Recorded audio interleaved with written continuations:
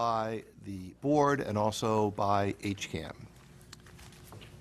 The first item we have on the agenda this evening, Broadstone Bear Cove Alliance LLC. This is a continuation from our last hearing on May 2nd, an application for a comprehensive permit to construct a 220-unit rental community, including 55 affordable housing units, on approximately 12.06 acres of land located in the Office Park zoning district. Who do we have for the applicant here? Hello, Jeff Taccio for Alliance. Michael Bajulian of Alliance is with me, as is Greg Cosimi, counsel from K&L Gates, and good evening. Good evening. What I'd like to do first, this is a continuation and we're going to make some progress this evening, is one of the things that we did not cover last time was the waiver requests from the applicant. So I want to make sure that we get that handled and that we are all comfortable with, number one, what's being requested, and number two, what we think is appropriate to grant. And I'm not sure the most efficient way, whether or not, Emily or Susan, if you want to walk us through the waiver requests, and then we can go over them, or would you prefer to have the applicant? Yeah, Okay. I didn't know that we were going to be going through those, so if you folks have a copy, I'll gladly do that. Here, I can give you mine, and I'll get, oh, okay.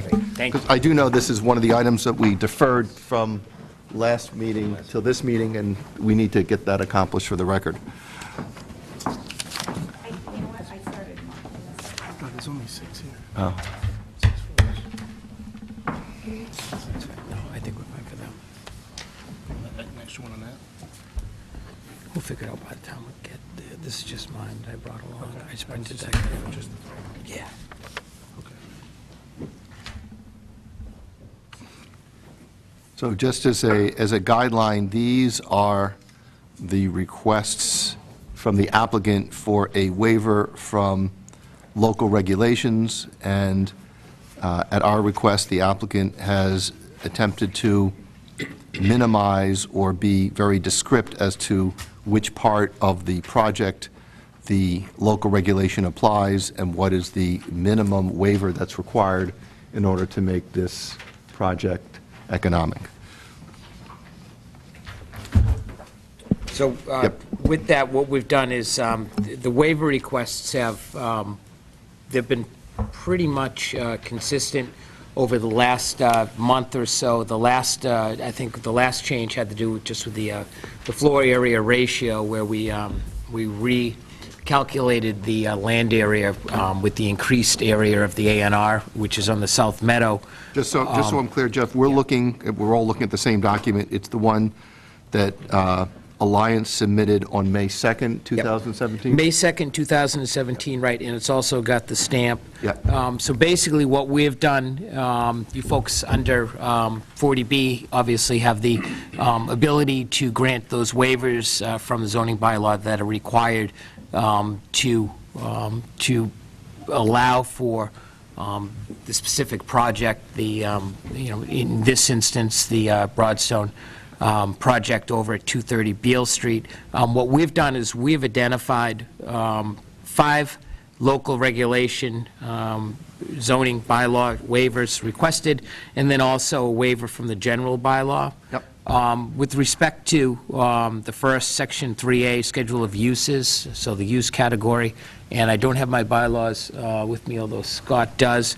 What we've done is we've looked for, going into the sub-uses, subsection 1.4, and the provisions of 4E relating to multi-unit development. The requirement is that apartment house is subject to the provisions of Section 4E multi-use unit development, and that would not be allowed in an office district. So looking at the uses that are allowed in the office district. So what we're requesting for is the waiver from the regulation to allow for this multi-unit housing in what is the office park district. Right, so right now, Section 1.4 does not allow it, and you're looking for a waiver. Correct. Got it. The second one, Section 4A, dimensional requirements. We've got a maximum building height of 35 feet, and then also we've got a maximum floor area ratio in this zone of 0.15. And what we've done is, on our proposed, is we've been tracking some of the heights for Building 1, Building 2, as we've been progressing. You folks have been, obviously, we've been updating as changes have been made, and we've been tracking each building with respect to both the parapet height and then also at the peak of the sloped roof. This underwent a significant revision. You'll remember when we made the changes to the tops of the roofs to eliminate what was described more as kind of a flat monolithic type look, so to be able to introduce varying heights, they resulted in these heights. You folks have seen all of the renderings that we had. We also had it up on the board, and these heights have been adjusted to correspond to the heights that are now proposed with various peaks. So for Building 1, the height at the parapet entry, at the entry, is 53.25 feet, and then 58 feet at the peak of the sloped roof.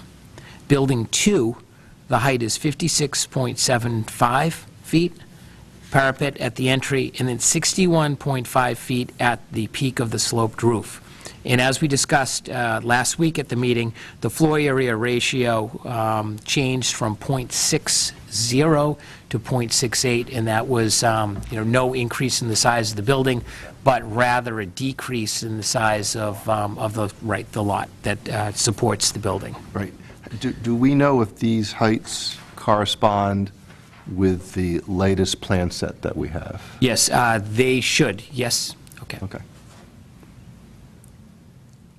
And those were expressed, I think, at first as an elevation, and then they went back in and, made it actually correspond to all of the footage measurements so that it would correspond to the bylaw. Right, Just so, to be clear, so these are above the finished grade elevations? These are above what, Grade this plane, is, anything this like is, yeah, this is above what is calculated as, the requirements for the, yes. If that is what is Very required, clear, we went right. back through. So that was perhaps the second meeting was asked for a recalculation and everything to make sure that the grades were all on and corresponded, and they do. right.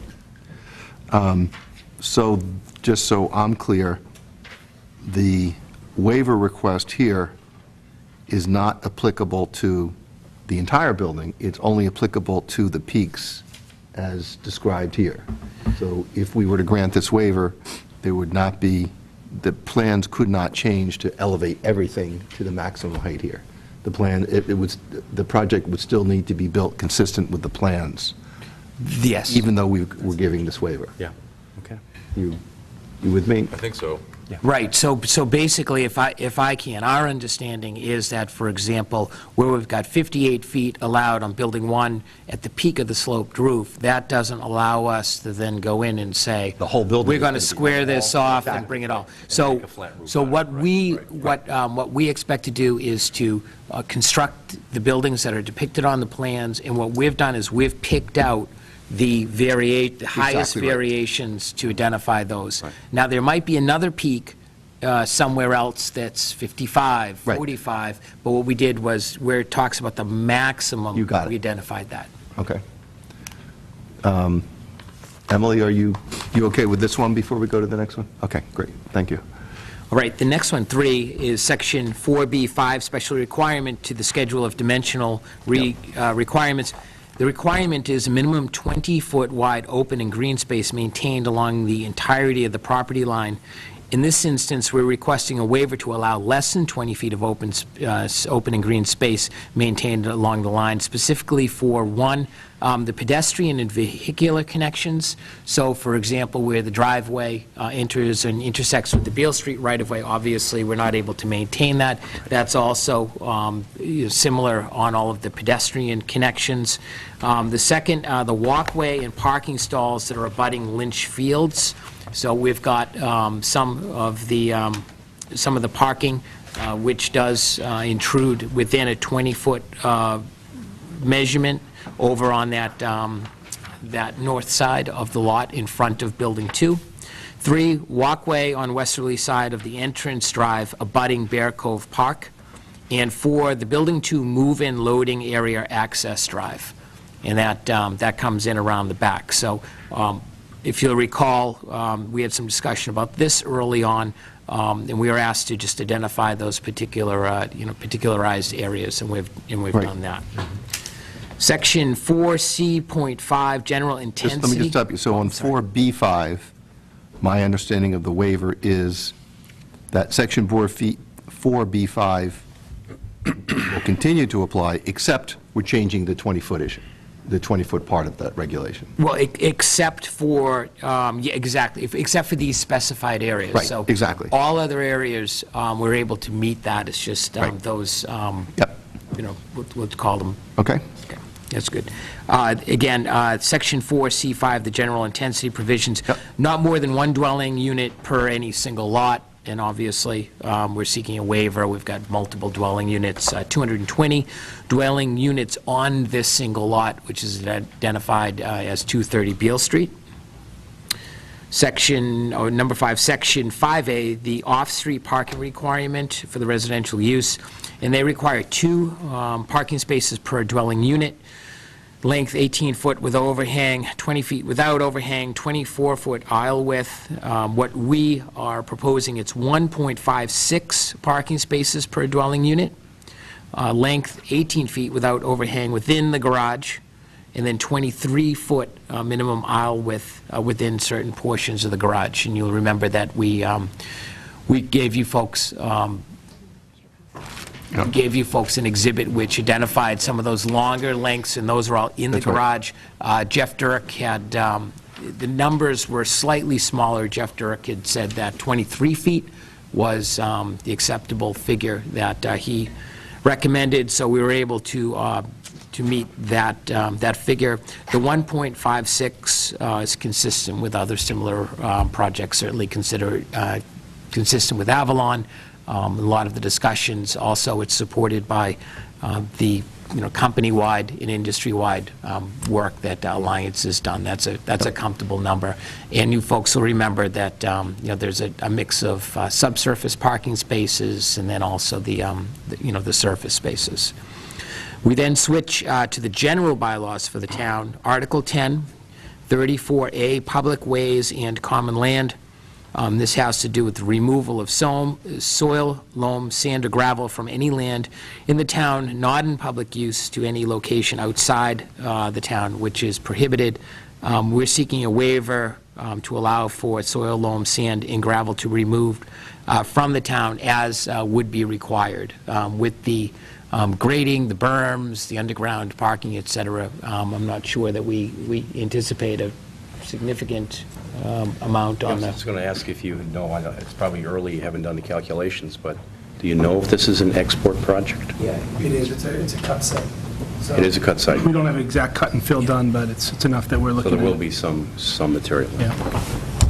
And then, with respect to that, you'll recall in the conditions that's contemplated, restrictions on truck delivery, et cetera, traffic, to restrict the approaches, and that we expect would be applicable also to any trucks that would be transporting, any soil. And with that, that concludes the request for the waivers. Emily, are you comfortable with those? That's all the relief that the project requires. Susan, at the bottom of their waiver requests, they have down a note about having the building commissioner determine if any further de minimis waivers are necessary. I have changes. Okay, so could you, Yep, I was that. just trying to make my Okay. changes cleaner so that I could give you a Okay. copy of it.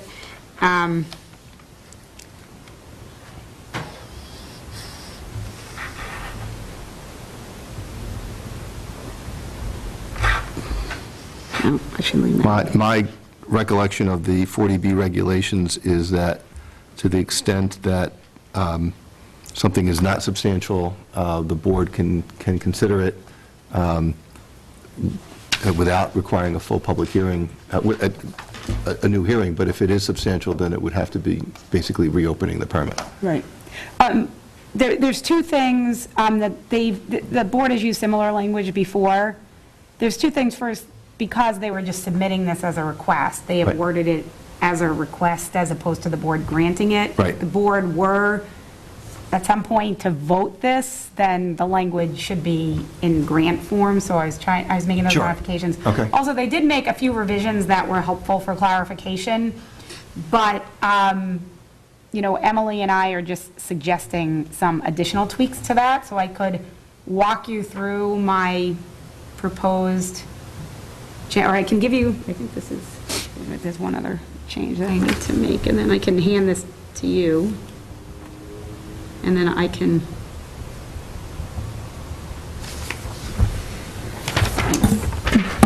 okay.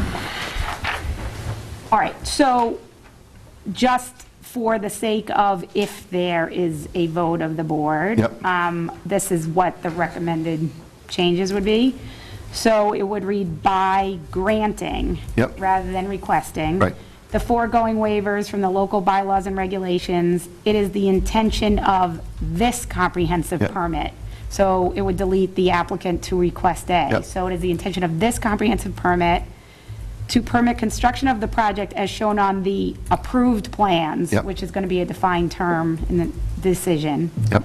And then, this is one of the changes we're proposing, is it's not all on the building commissioner to determine if any more waivers are done. So if it's determined when they're putting their building plans together, or when the building commissioner or the zoning administrator is reviewing it, that another waiver was needed, then we wanted to kind of make it Right. more broad. So I would delete "in reviewing the applicant's building permit application," and instead it would say, "if it is determined by the applicant, the building commissioner," and then insert "or the zoning administrator," Yep. delete the word "determines," that any additional waiver from local bylaws or regulations is necessary to permit construction to proceed as shown on the approved plans. Yep.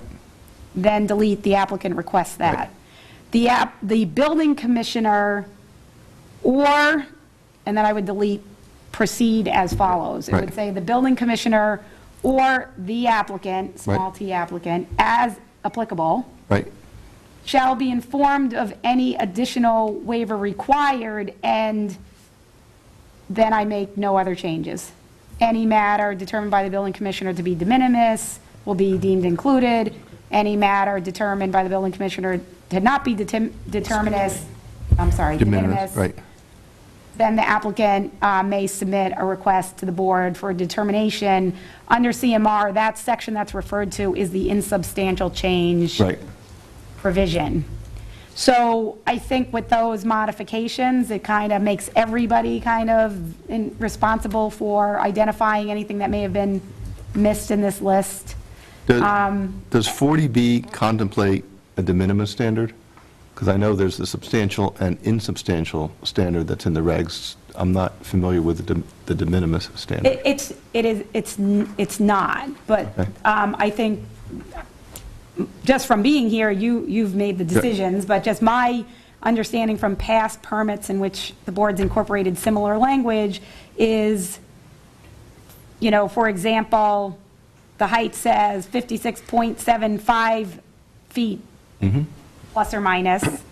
If the building commissioner determined it was 56.76 feet plus or minus, but the plus or minus is already in there, that might not be the best example, but I don't know that if there is anything in here that the board feels like if it changed, it would be de minimis. That's a question you can discuss. But the thought was if there was something that it was so minor that it really didn't affect the intention of the board in approving the plans, that it would not require going back through the full process. But if Yeah. you're leaving it with the building commissioner to make that determination, and if the board feels that any change to any of these, you would want to come back to, then it should just be, if anything else is found, it comes back to the board under 560511. So, I guess my inclination is, at least as I read this wording, is that it's not limited to the 5 zoning items oh, right, here. it could be It could be anything else. anything. Right. And there has been a lot of work done by the applicant to present a rather complete application here. And if something's off, I think we want to know about it, and I think the neighbors would want to know about it. So, and I think it may be, I'm not sure we want to put the building commissioner in the position of having to make that determination.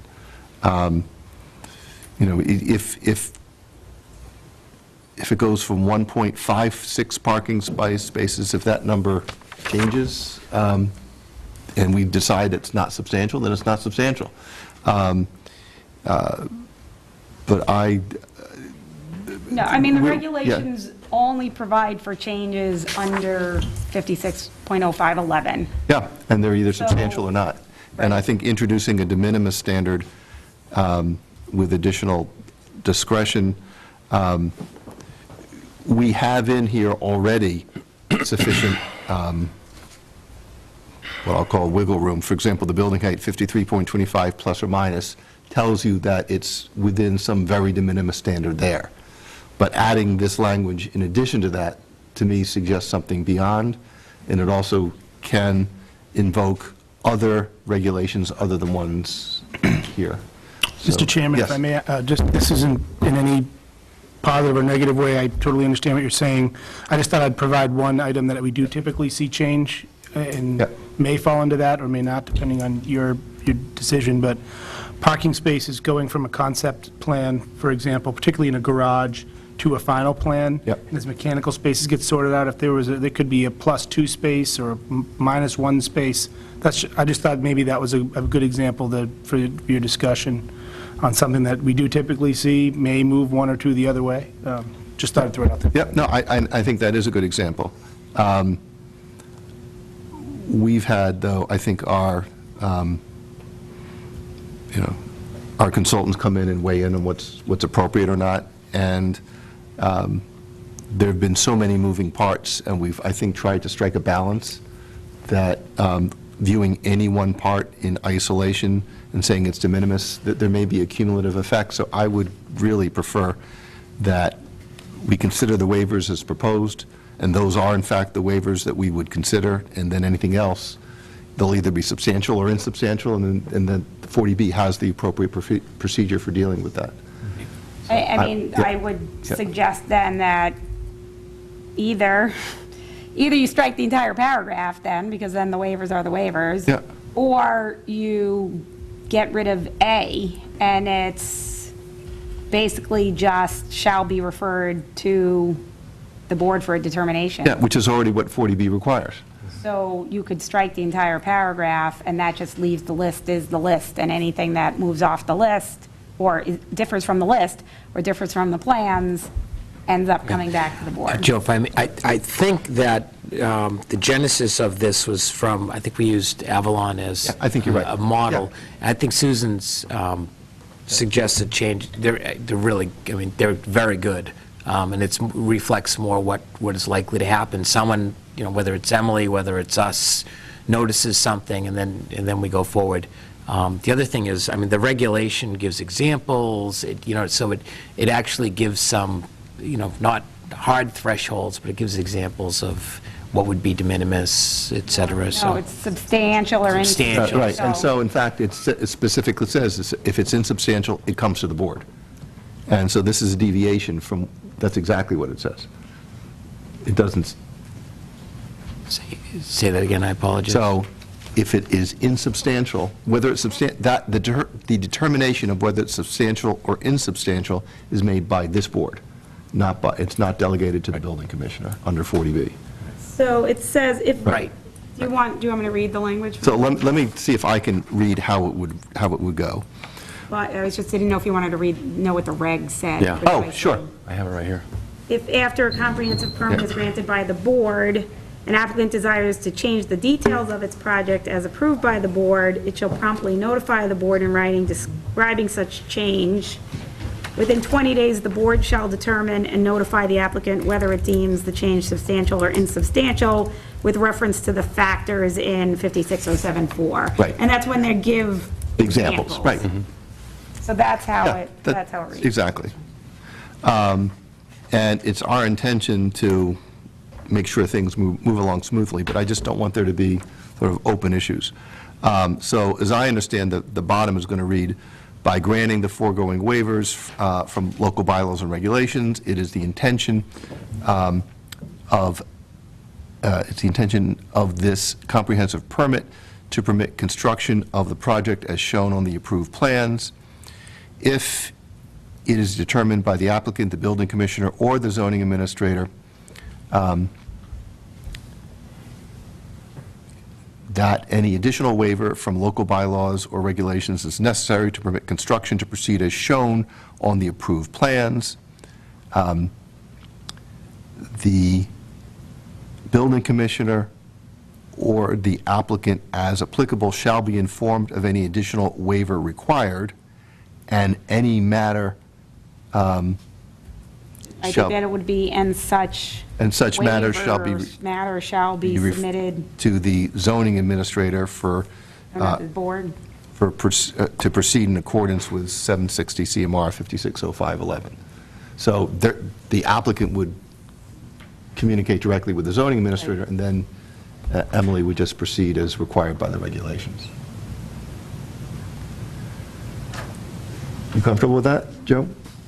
Works? Yes, I am. Any other issues on waivers?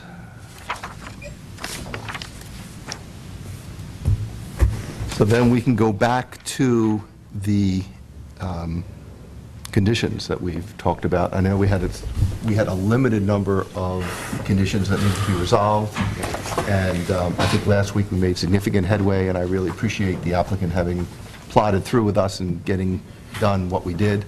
You want to go over what remains open? Greg, do you want to start going through what's open? I'll ask Greg to go through some of the provisions. Sure, what, do you want to just do a page turn, or do you want to? Yeah, do you want to do the page turns on where changes show up redlined on this? We don't have to concentrate on the settled No, sections, correct? we're not going to Yeah, go we're just going to over. do the red line stuff, Yes. right? Is there another version of the document that we now have? The one that, 7th. yeah, 5.7? 5.7, yeah, the one that Susan circulated to us, I think, on Monday morning. This one here. And it's Okay. got the blue changes. Did you just remove underlining or something? Okay, so, because Emily cleaned it up a little bit, but there were no textual Nothing changes? substantive. No. Okay. Okay, so I think the first issue for discussion is on page 4 of 16. That is under section B, B1E Romanet 3. And could I just So ask you to can- move the microphone a little bit Oh, closer? sure. Can I ask you a question? Does the board want to walk through the markup, or do you want to just talk about, because, Right, there are red lines that show up, I guess. Do we have to read those in, or? well, I think we can tell you which ones are consistent with what the board, was discussed on Monday and which is new. Okay, yeah, and then Maybe we that's should go probably a in better way to go. order. So maybe we should go in Yep, order. okay, yep, sure. So the 3 is consistent with what was discussed. So if I say it's consistent, it means the board Right. discussed the language last week. So that's A3 That's on A, page yes, 1. thank Three on you, page A3. 1, right. On page 3, Right, so on page 2, we agreed it was going to be endorsement by the planning Right. board. Okay. Right. yep, okay. just On an A&R. page 3, C, Roman 3, Yep, that was discussed last week. yep. D is, there's a new to that one. So there were changes to that. What was, Emily, was 2 was discussed? No, both 2 and 3 are new. At the last hearing, you received a revised landscape plan, and the Right. board asked that we just review that Yes. for consistency with the Eastern Buffer Study Yep. plan. We completed that review. They're substantially similar. There's some slight, shifts in where planting materials were, but overall consistent. What is missing from the landscape plan is the berm and the grading that is shown on the eastern buffer study. So that's why Roman numeral 2 is added, so that information, which is important to the overall. So if we look on C3B, is that, which is here, Which is the grading plan, so you can see grading changes on the grading plan. Right. This condition suggests that those grading details be carried onto the landscape plan.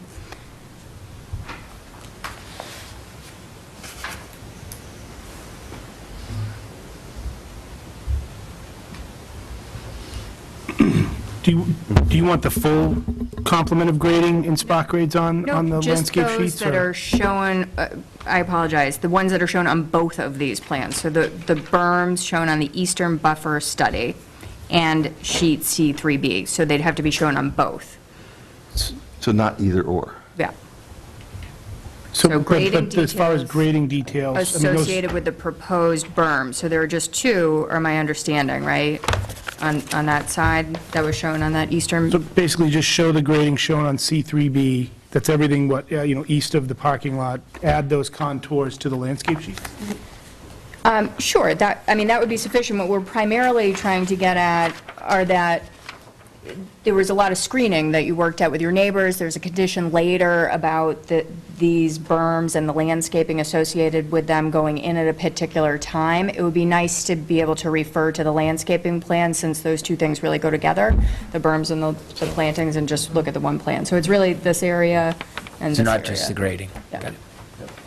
I'm Yeah, assuming it's those all based on the associated with same the CAD. proposed berms. Yeah, actually, the Layers and- landscape drew those contours. and Oh, so- okay. The next one got to the question where there was confusion at the end of the last meeting about the extent of removal of invasive species, and it's going to be discussed in more detail in a later condition. But part of the confusion was that L100 says removal of invasive species in the wooded area, which led to an assumption that it was all of the wooded area, which was just not Correct. precise. So this was proposed, I don't know if we would just want to, it says to note in favor of, or maybe we say consistent with, instead of in favor of. So where it says revision of selective removal of invasive species within wooded area to remain, so that's the note there now. So it's revision of that note consistent with this later condition, rather So- than in favor of. So my understanding is, the note on sheet L100 entitled Selective Removal shall be revised to be consistent with Yep. condition C12D. Yes. Okay, so that wording needs to be changed. All right, so the It's note. a struggle Okay. to get through that. Do we want to call out the note number, note 13? Right, it's on the plan too, though, it's in both. Okay. Yeah. It's on the plan as well, it's floating, yeah, okay. So note on sheet L100 Entitled, quote, titled, Would it be easier just to remove that note and just have the condition bind, or just, if the language is too clumsy? you want to submit yet another? They already have to, so. But I think that, language is good, actually. I think it's better to keep everything that's related to landscaping and plants on the landscape plan. Okay, I agree. So selective blah, blah, blah, to be revised, consistent with condition. C12D. The next one that was deleted is moved to another location. This is the foul balls issue. And then, Before you do that, I just want to find C12, so this is, to make sure it's the right reference. I think it's Page page 6. 11. On page, 11? Yeah, it's page 10, the bottom of page 10. C12D. Yep, got it. Okay. Thanks. And then, right, so the next So two, two was dealt with later, and the old Roman 3 that was deleted, Emily, you reviewed the Eastern Buffer Study?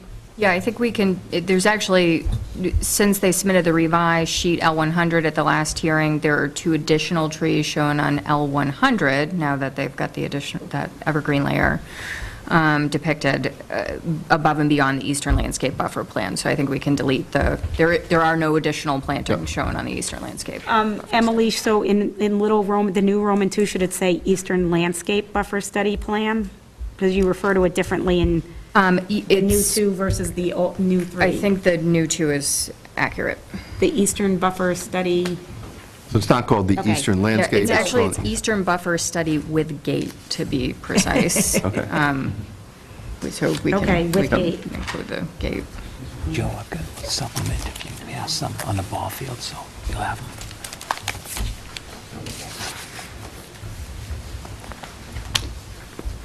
are we good on page 3? I'm good on page 3. Yep. Yep, Take and pass. my bad. Okay, so now we're on E3 on page 4. So coming off of the somewhat lengthy discussion on foul balls at the last hearing,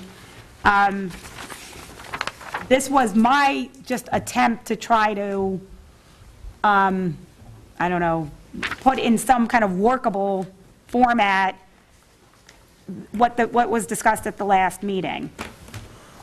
However, simultaneously with my drafting of this, the applicant was doing some research, and the Assistant Town Administrator, Tom Mayo, was doing research, since this is on land that's under the control of the Board of Selectmen. And the applicant submitted a proposal, which is what you just got circulated. I think Emily had forwarded it to you as well. And they can describe their proposal. The Selectman's office, through the Town Administrator, has a different proposal. So what is, the language here, is that, This language is just so that's no it's one's language- proposal? Well, it's language that I had put together to try to Okay. kind of come up with something to have a discussion about, but when the applicant, in the meantime, were doing their Okay. own research, and then the town administrator's office is doing their research, so in the end, it just became a placeholder.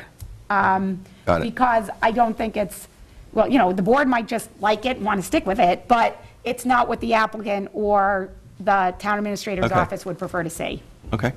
So, Yeah, With so, that, so I can follow up on this. So having to do with the foul balls from Lynch 1 and Lynch 2, the 2, now, Jeff, I did expect you to show up with a bat and a ball that you could sort of show us how this is. well, it's more like artillery Okay.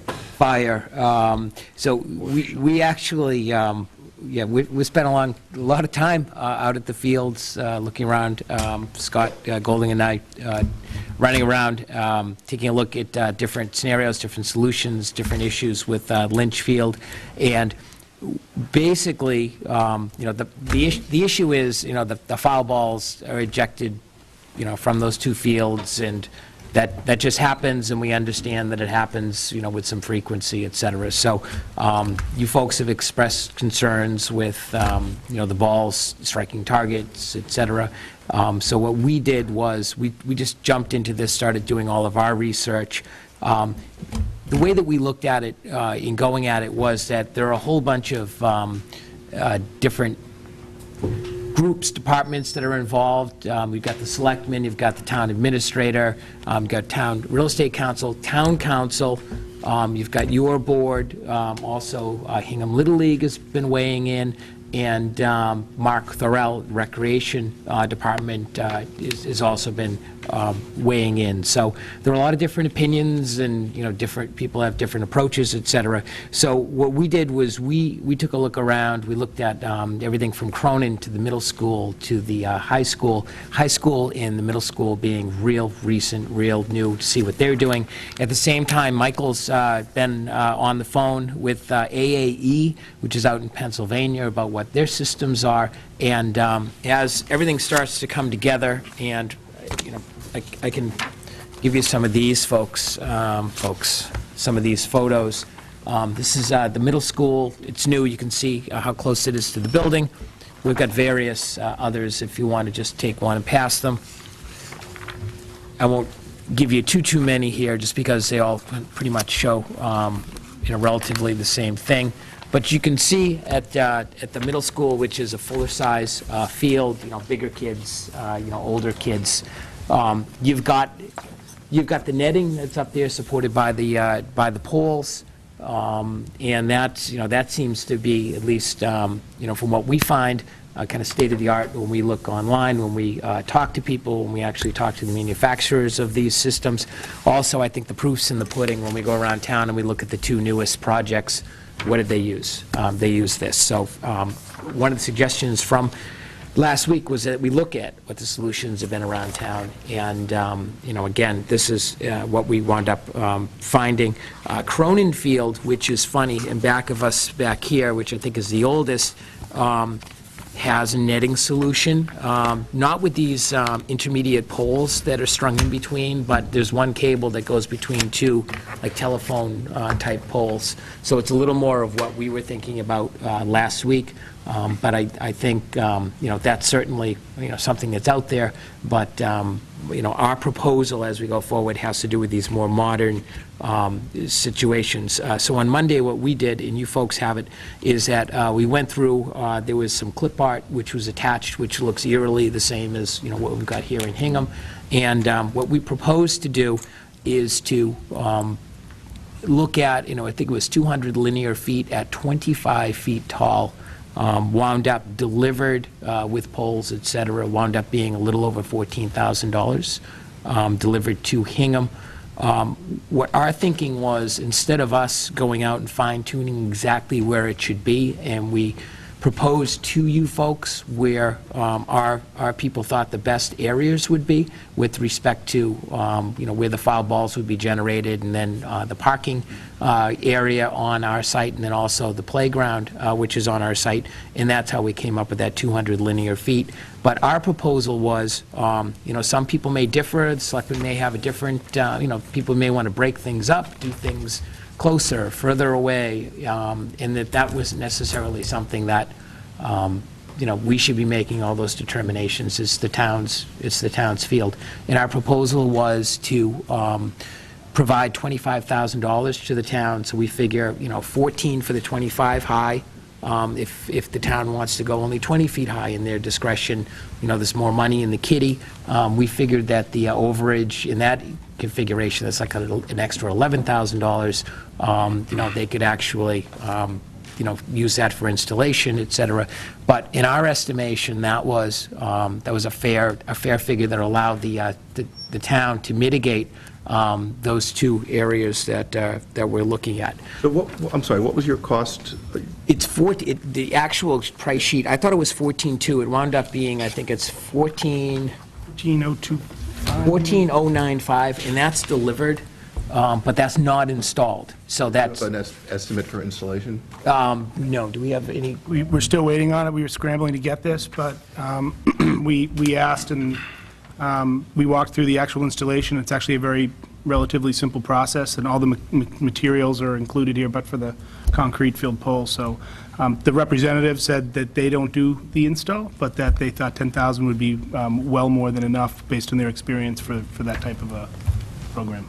So in doing this, Was that cost per field or for both fields? It's for 200 lineal feet total. So we have about, I think it's 40 feet of playground that faces the northerly ball field. So we had 60 feet there, give it some respect on either side, and then the same with the parking lot below. The balance was about 160 feet. And that is also behind the backstop for that southerly field. So we just wanted to fully cover the areas the town has expressed concerns about liability-wise, and with a little bit of extra help, and then give some extra money for flexibility and certainly for install. so in putting them in, some people may have, differed. This one should be a little longer. This might want to be a little shorter. We did get some feedback from Scott Sear of Hingham Little League, for example, thinking that the netting be extended on the Lynch 1 field at least another 25 feet, and then Lynch 2 appeared to be fine. So, Yep, I got it. So I think we're talking about, everyone's going to weigh in and say, this should be such and such, why don't we angle this? I just don't think that that's the position of Alliance, but in providing the money for the solution, I think that's a good. And one of the issues that we talked about last week was whether the netting was going to go up or down, whether this would be a permanent installation. The risk of having it up permanently is that the weather adversely affects it. The downside of going up and down, he's got to have someone do it. What's the plan that you're proposing? Plan is whatever But Hingham. no, the installation that you've... Oh, so that's got. This is a one-time installation that No, stays up? so that's got the cables, everything's galvanized, anti-corrosive, et cetera. If you look at, for example, when I went there and I looked at that batting cage that they have, it's got, although I don't know if it's the galvanized that these folks have, but it's got the pulleys and it's got the winch, et cetera. So, that's something that, hopefully wouldn't be too much of a burden for, the users to actually, they could keep it up if they want, they can pull it down, but that would be up to Okay. them. I think one of the reasons it took us a little longer to get this assembled than we had hoped was we had looked at some other solutions and some other companies, but we had heard some concerns about longevity in materials, that's why we provided the boring spec sheet, was that it does Saw that. include all the stainless steel hardware. Right. The cables are galvanized and anti-corrosive, so this was a more expensive system than some of the competition, but we felt like it was more directly Right. responding to the town and the board's concerns. So Susan, Yeah, so please. switching hats. Yep. I'm speaking on behalf of the town administrator office. So Tom Mayo, again, not being a engineer of any kind or a baseball field designer, but extremely involved in Little League in his own community, and rattling off fields and discussing 60-90 versus 90-60 versus 60-40 and different size fields and different ages, and then also talking about proximity. So you can look at other examples around the town to say, okay, what are we doing in other places in the town? But at the end of the day, it's all a matter of kind of the physics of it. What is the proximity? What is the size of the backstop? What's the size of the field? What's the ages of who plays there? What's the proximity to the area to be protected? And while, and he did a lot of discussions with people himself, and he felt like the town does not have sufficient time to evaluate this, that the experience of Hingham Little League is valuable, but it's not, when these are designed, when they were done up at the high school, they had hired someone who came and designed these fields. He feels that it's more, and he's not convinced that this is going to be sufficient, and he's also concerned about the lifespan of the nets, because we don't know with the weather conditions at Lynch, if they'll last 10 years, they'll last 5 years. If something happens, they get damaged and they have to be replaced in a year. So for something that's the siting up by Alliance of their improvements next to an existing ball field, which is going to create a potential forever condition, he felt that possibly a more permanent solution, such as maybe bigger backstops, would be more appropriate than a system that would have to be, the nets would be put up the way it's done elsewhere in the town, is they're put up in the spring and they're taken down in the fall. So they're there for 6 to 8 months. And he didn't have the adequate time to talk to experts who do this and have anyone go down and look at the fields. He doesn't feel that $25,000 is in any way going to cover the needs of the two fields. And so his proposal was that, and he does agree that the town would like to have kind of the say over the specs on this. But his request was that it be an amount not to exceed $50,000. He believes it would come in hopefully significantly less than that, but he doesn't think that the town should have to own or pay for any of the mitigation that's created only because of the siting by Alliance of improvements that would not otherwise be allowed under zoning. He said, why should the town own and have to pay for that mitigation? So he wants a not to exceed number of 50,000 with an agreement that the proper professionals would go out, evaluate the conditions, make recommendations to the town, and then the town would determine the appropriate mitigation. That would be the long-term, hopefully permanent solution to a permanent development. And that's what the town administrator's office is requesting that the board condition on the permit. Okay. So to some extent, it's a question of money. One second.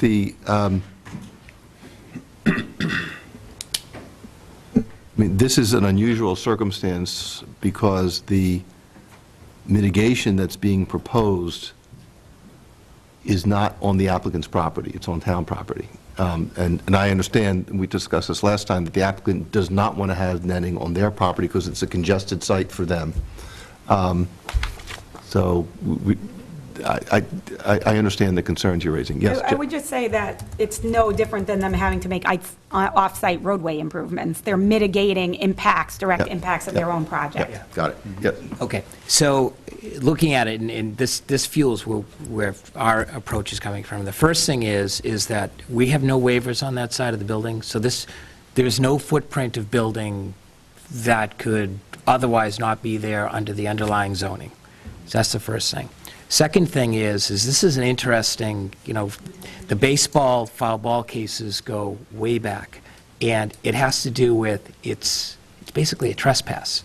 So every time there's a ball that goes over the fence and enters upon the private property, it's a trespass. There are many, many cases that says that the owner of the adjoining property has the right to go in and adjoin the trespass.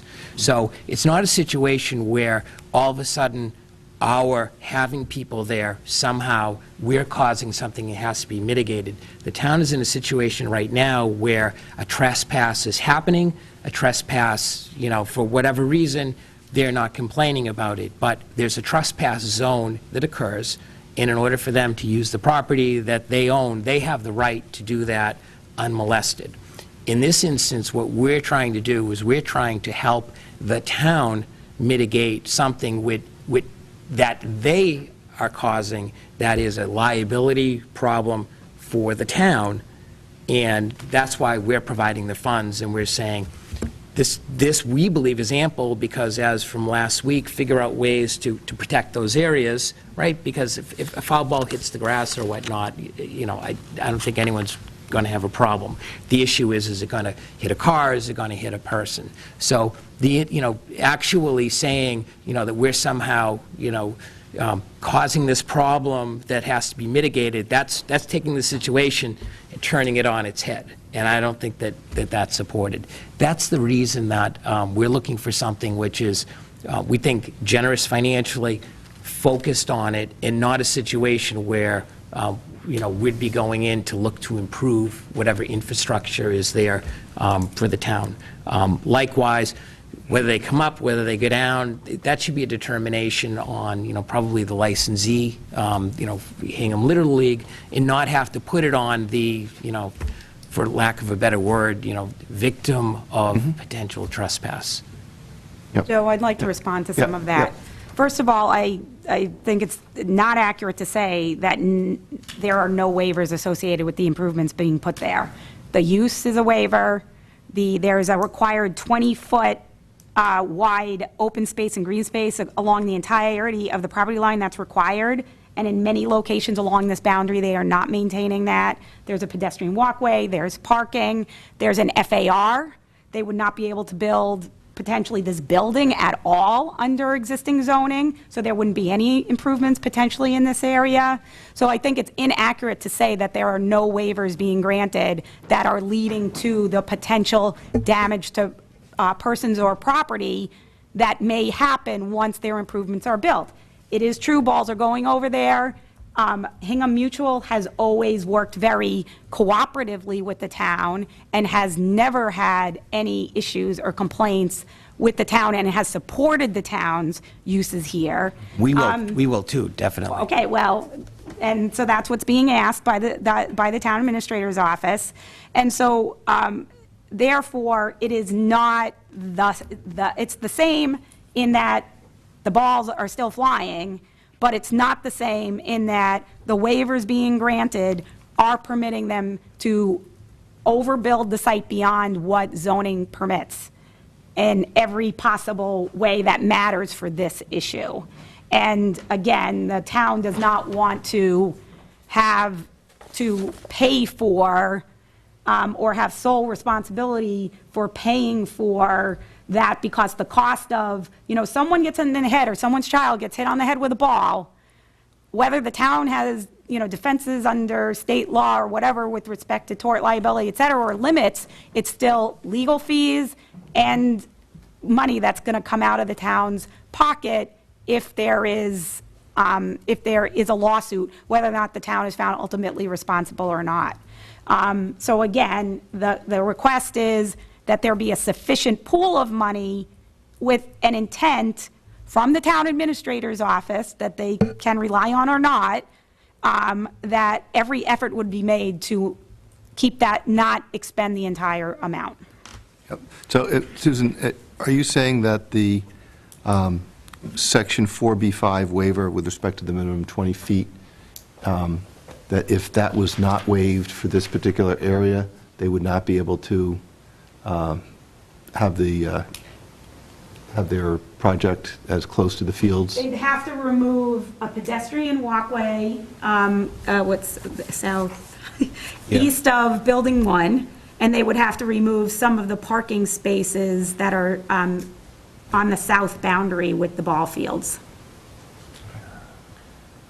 I just want to say, we really worked hard on this. We left, I think, with a little bit of a sort of dead end after the last hearing on this matter. We tried for a legal solution, and I think the town raised good concerns about liability, and we took those seriously. The playground and this parking lot in particular are areas where the town was concerned about being exposed.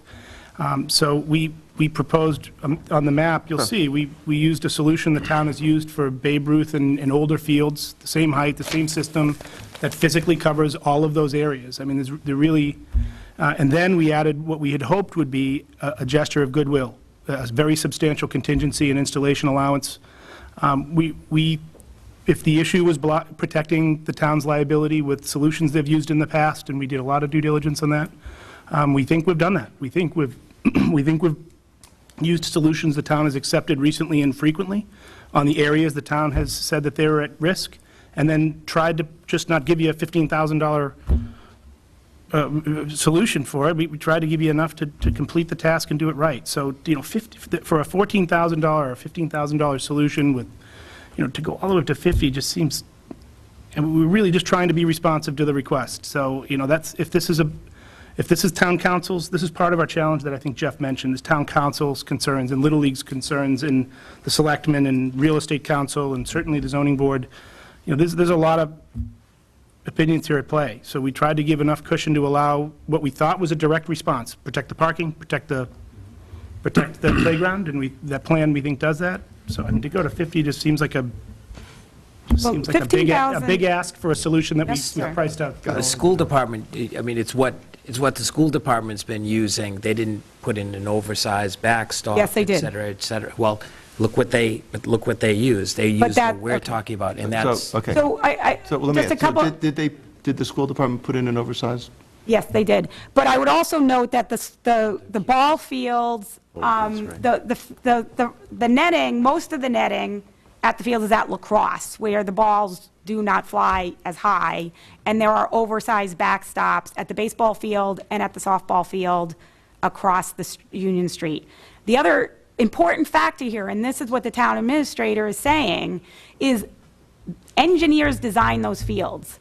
This is being done by a lot of people who are in good faith doing research by looking at examples and trying to propose hopefully something that will work, but no professional has gone out there and looked at the size of the fields, the intended users, the size of existing backstops, the distance to the area to be protected, and said, this length at this height and these locations will do it.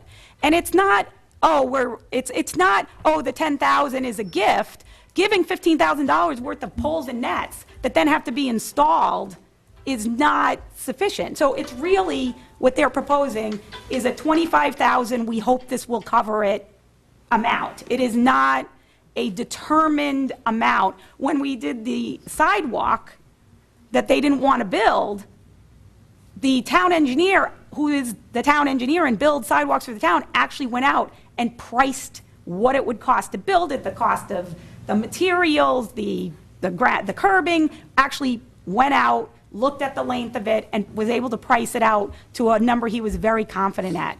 That level of professional review has not happened with respect to this issue, and it's a forever issue for the town. Got it. Do you have any thoughts? No? Lots of thoughts. Joe? First off, I apologize for the phone. Second, I don't. I can see where the town's coming from. 50,000 seems to me like a lot, even if you get an engineer to come in here and have a look. But it's just a not to exceed number. Correct. With a commitment Correct. to do everything possible. The key is, what if it ends up being 35? Now the town has to come up with $10,000. So that's why, Right. to just have it a fixed number when there's been no professional review of what's really needed out there seems like, an arbitrary number to the town administrator's office. I'm just curious, the netting, it's an attempt at a solution, which is great, and it might be the right solution, but if you look at the field that's closest to Beal Street, and it's sort of similar in layout, so when a foul ball goes over the fence along Beal Street, where traffic is and the people are just walking, and that's the public way, what happens then? I'm just curious, legally, what is the town responsible Well, for? it's a similar issue, but our understanding, and again, there's been no professional review of this, is because most of the batters are righty, and the age of the children who use that field and the distance to that fence, which is further away, they have very few, if any, balls that ever go into Beal Street, Okay, it just, anecdotally. But the playground's 110 feet away. yeah. It's 110 feet away, and then, Well, that's why I'm saying that there's been no professional assessment of the situation. And if it's found that you don't need anything for Lynch 2, then the price is going to come way down. I mean, that's the whole point. The Right. professional assessment and the fact that a request for with a proposed solution has been asked for months, and the town just got it on Monday. So that's part of the issue. There was no way to know what was going to be proposed until this was, came up last week. Actually, just on that note, on the record, we were asked about foul balls and retrieving foul balls at the turn of the year, January or February, and we responded to that in writing, and we also made a number of changes to our plans in that in writing. The issue of a legal matter and liability wasn't raised to us until, I think, 3 weeks ago. So we've been scrambling to try to address this. Originally, the complaint was that balls will go over there, how will they get through the fence that you're going to leave? And we said, if necessary, we'll provide a gate, we'll relocate the parking along Building 2. So we made a number of changes to that effect, and so this was not, we have not been tardy in dragging our feet on this. We've been trying to be responsive, as we have with every item, frankly, and we've tried to add goodwill to every item and every response we've had, so I just want to correct the record on that, that this has not been something we've been dragging our feet on for months. It's been about 3 weeks. The town engineer was not concerned about whether kids could go retrieve the balls when he raised this in January and February. That was not the town engineer's concern. those were comments that we had, that we said we would provide gates, et cetera. So what we did in this instance is, we haven't designed it, it's the town's field. What we've done is we've looked at, state of the art, here's the middle school, this is what they did, and this is bigger kids, this is a Babe Ruth-sized field. That's when we talked the 60 and the 90. These are, 60 is the distance from the mound to the plate, and Yep. it's 90, and the bases, et cetera, and the kids get bigger, et cetera. So what they have here at the middle school, right, is what we're proposing, is what we're proposing in the segments that attack that. Al, I think, had an excellent question. What about Beal Street? No, just, Yeah, what similar. about Beal Street? Our intent is to mitigate, mitigate the concerns that have to do with, whatever focus is put on the Alliance, not necessarily to go I in and understand that, right. replace all the backstops and, et cetera. They're not that old. Yep. But I think to Susan's point, if someone engineered the right solution for wherever these foul balls are flying, and the netting was designed for those areas, it may be half of the required netting, or half the height, or Right. combination of both. And that's why what we're saying is, here's the 25-foot solution, and we can put it between here and here, here and here. If you folks then want to figure out, it could be a little lower, we could move it closer, whatever the details are, it's our intent to give you, give the town the funding to So be able to do that. is there funding for study to determine? The funding. No, I know, but would- Right. Right, so it needs to be properly engineered. I think we get that. And I don't think this board is going to be in a position to say, this plan is accurate. There's no, engineering plan that says this is right, it's the right solution. Yep. I understand that you've modeled it after what else has been done in the town, which may or may not be the best solution for this location. We are unfortunately handicapped by not having that engineered solution in front of us. And I think ultimately, we're going to have to make a determination as to funds that are sufficient to protect the town. So I've got that down as an issue. We're talking about either a 25,000 proposal or going up to 50,000. And I think we need to, Right, those are the two on the table. Right, The- right. The board can, Right. whatever number it right. thinks is So appropriate. I but- don't, I think when it comes time for us to finally wrap this up, we can put a number on it. Right. Okay. But we don't have before us like sort of definitive study that would say this is the way to go. And I am highly confident that the applicant does not want to say, just continue the hearing so you can get that study done. So, I'll just want to apologize. If the intent was that we perform a study in the past week, we would have done that. We thought that the ask was for a solution that the town had previously been comfortable with. So I just want to apologize. Whether or not we could have pulled it off. Believe me, I'm not But this was a imputing- new issue for us. If this was something that we knew in February, we would have performed all the studies and obviously we've been scrambling to try to meet the needs, these requests, so. Yep. But the one last point is just, we did use a Babe Ruth-sized field and ample and extra dimensions around the dimensions we were protecting, again, to try and give the town plenty of cushion to solve this problem. So if, we think that number is sufficient enough to solve a Little League field or a Babe Ruth field. It would be helpful for your position if there was a letter from somebody saying, hey, we've looked at the field and this makes sense, and we just don't have that.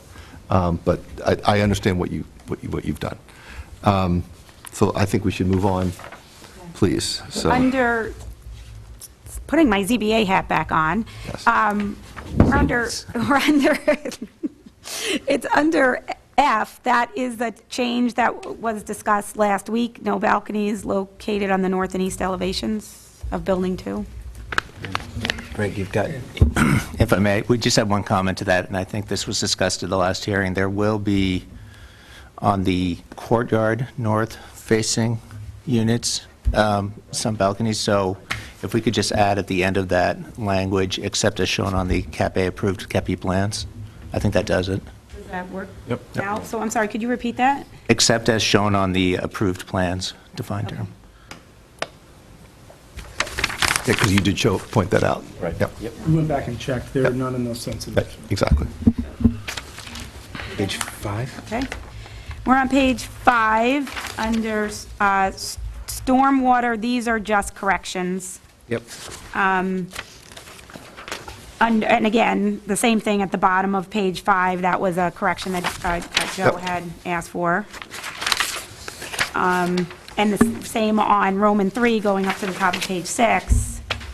And now, this is where, so when you get to J, on the top of page 6,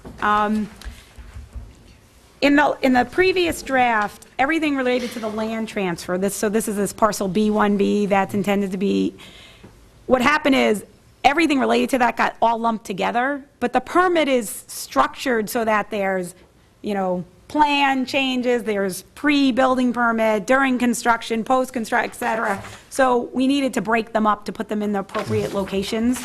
So this is another plan revision that's needed because the area shown on the current plans is the smaller area to be deeded, and now the area to be deeded is going to be larger, so the plan set just needs to be updated to show the larger area. Yep. Okay. The other two changes on that page, B and E, I believe are consistent with what was discussed last week. And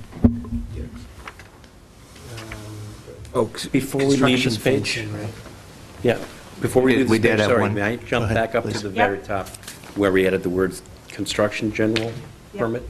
Can we put stormwater in between construction and general? There are Do several. you like that as one word or two words? It's one word in the permit, so Okay, let's so go we'll with what make it one EPA word. uses. Two That words is- under that is spell one- check. I know, that's one of those things that it depends on who you, it's like harbor master. I overrode. I deal with that one all I'm the with Joe time. on this, the Yeah. EPA reg said it is. EPA has one Yeah, word. I so agree. One let's word, go with that. okay. So on E on the bottom, supplemental fencing, which one have supplemental construction Yes, fencing? Yeah. Yep. Right. Okay, we're on page 7. The deletion that's, like the double strike through has been moved. This was when Right. that landscaping, so that will show up later. Yep. In H, this is the peer review funds language that was discussed last week. Yep.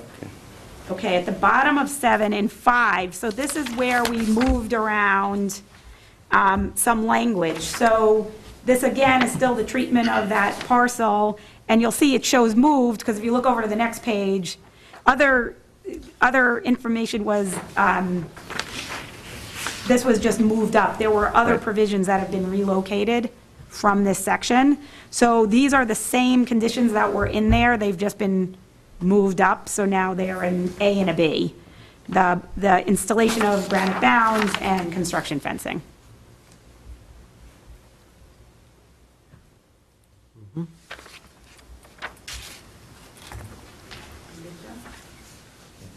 Okay, on page 8, this is, Can you I'm just sorry. hold up one second? I just want to look Sure. at something here.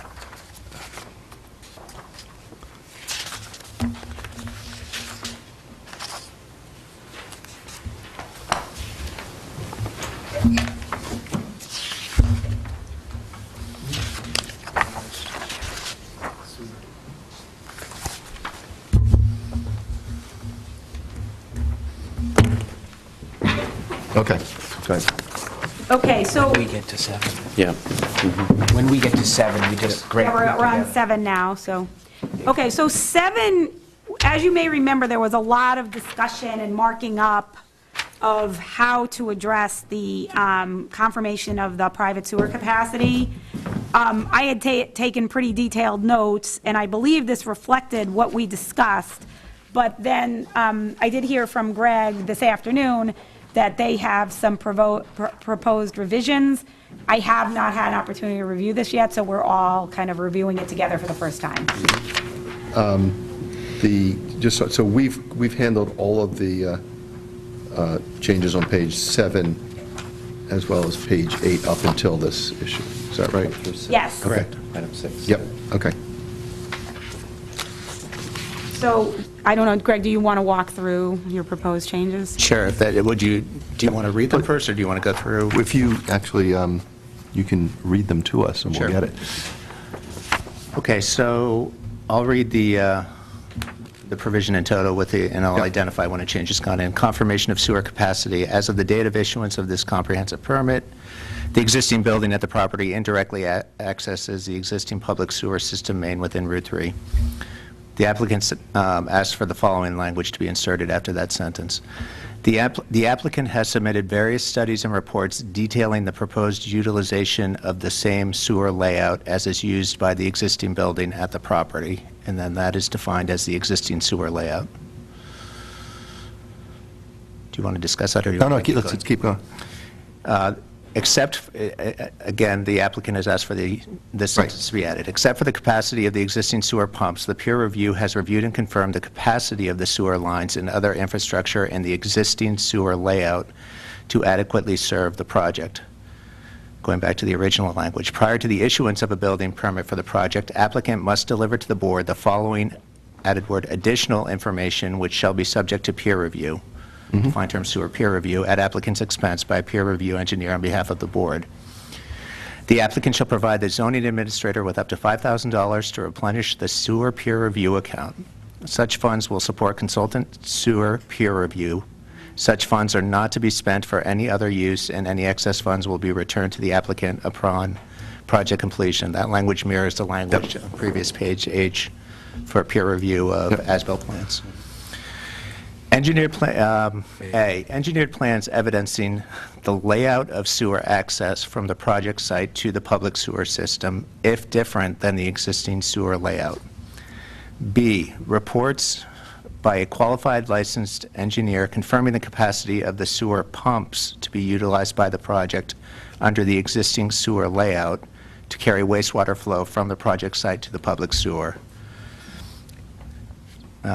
Semicolon, and C, if a sewer system layout other than the existing sewer layout is to be utilized, reports by a qualified licensed engineer confirming the capacity of the sewer system to be utilized by the project, including the current capacity of sewer lines, pumps, and all related infrastructure to carry wastewater flow from the project site to the public sewer. And D, the language that was already in there, documentation evidencing the party or parties responsible for maintaining the sewer infrastructure extending from the project site to the public sewer system, semicolon, and if the sole party responsible is the applicant, an operations and management plan governing maintenance of such system. So the purpose of these added requested changes is to identify that the applicant and the town's peer consultant already have gone through an iterative review process on the, what we've defined as the existing sewer layout, which, as identified and discussed at the last meeting, is not complete, that there were certain things identified in the peer review process that were still open for review. What we've tried to do is identify and encapsulate those items that are still open for review if the existing sewer layout is used. If we do proceed to a new sewer layout, then the language, as was drafted by Susan, has been put in as drafted by Susan in condition C. But we didn't want to be in a position where we had to start from scratch and repeat the studies and peer review that has already occurred on the existing sewer system. The additional change is to provide for the peer review funds for this peer review process, as was done, as I said, on the previous page for review of the plans. Could I just suggest maybe one clarification, if the board's... I would add it at the end of that sentence. Yeah, if the board's inclined to insert this language in the second proposed addition, the sentence that says, except for the capacity of the existing sewer pumps, the peer reviewer has reviewed and confirmed the capacity of the sewer lines and other infrastructure in the existing sewer layout to adequately serve the project, assuming that the proposed improvements are completed. So it is not just the existing sewer layout, but rather that he confirmed it would be adequate if they make the improvements they've committed to make, like the grinder pumps, et cetera. So the sentence you're adding, So after to adequately serve Well, should that be peer reviewer? Yeah. So an ER on peer review. yeah, Okay, go ahead. So at the end, it would say to adequately serve the project. Yeah. If all? If all proposed improvements to the sewer system are completed. Something like that. yeah, and if the project is built in accordance with the plans that specify now, because if it's a different Yeah. project, it's Yeah. not. Yeah. All proposed improvements to the existing sewer layout? Yeah. Is that what we would use? That's right, Okay, the defined all term. Well, the existing sewer layout is just the layout, or do you want to define Well, I that think as the it's- existing sewer system? Or you could say 'Cause the- as identified in the sewer peer review, right? I was struggling with this when I was Right, drafting it yeah. because there's no real defined term to encapsulate all the studies Right. and reports as, I mean, maybe it's better to define it as okay, so the applicant has submitted various studies and reports detailing the proposed utilization of, isn't it the same private sewer system Yeah, I as think is we were trying to- used by, and then we can define it as the existing private sewer system, because it's its own system until Right. it gets to the, So except for the capacity of the existing sewer pumps, the peer review has reviewed and confirmed the capacity of the sewer lines and other infrastructure in the existing sewer layout. So you won't like this. It should say adequately to serve. We don't split infinitives in this here. No, we do not. I didn't write that part. Okay. So adequately to serve, We had a tough English teacher. to serve the project, but I guess part of the issue that we heard here is whether or not that infrastructure would in fact be available to the project, which is a legal topic that we're not going to opine on. Right. But I don't want there to be the suggestion that we've confirmed that that will happen. Right, so they still have D, and they've not changed that, where documentation evidencing the party or parties responsible for maintaining the sewer infrastructure. Right. Oh, that's just maintenance, so it's not really That's about right. access. Yes. Right. exactly. so maybe it should be this way. We keep the first paragraph the way the first paragraph was. So the first and- paragraph is now, it just begins with. Just look at the right. black. Yep. And then there's a new A that says, if, that talks about, the existing sewer layout or system, and it's if they utilize that, then they only need to provide X. Yep. But A stays, and A becomes B if it's different than the existing sewer. So we're still staying with the factual information in the initial paragraph, which is Right. they indirectly access, and before they get a building permit, they have to provide the following information. So A is, if they're with the same system, if they're sticking with the same system, they're providing just this lesser amount of information. If they're going with a new system, they have to provide the whole kit and caboodle.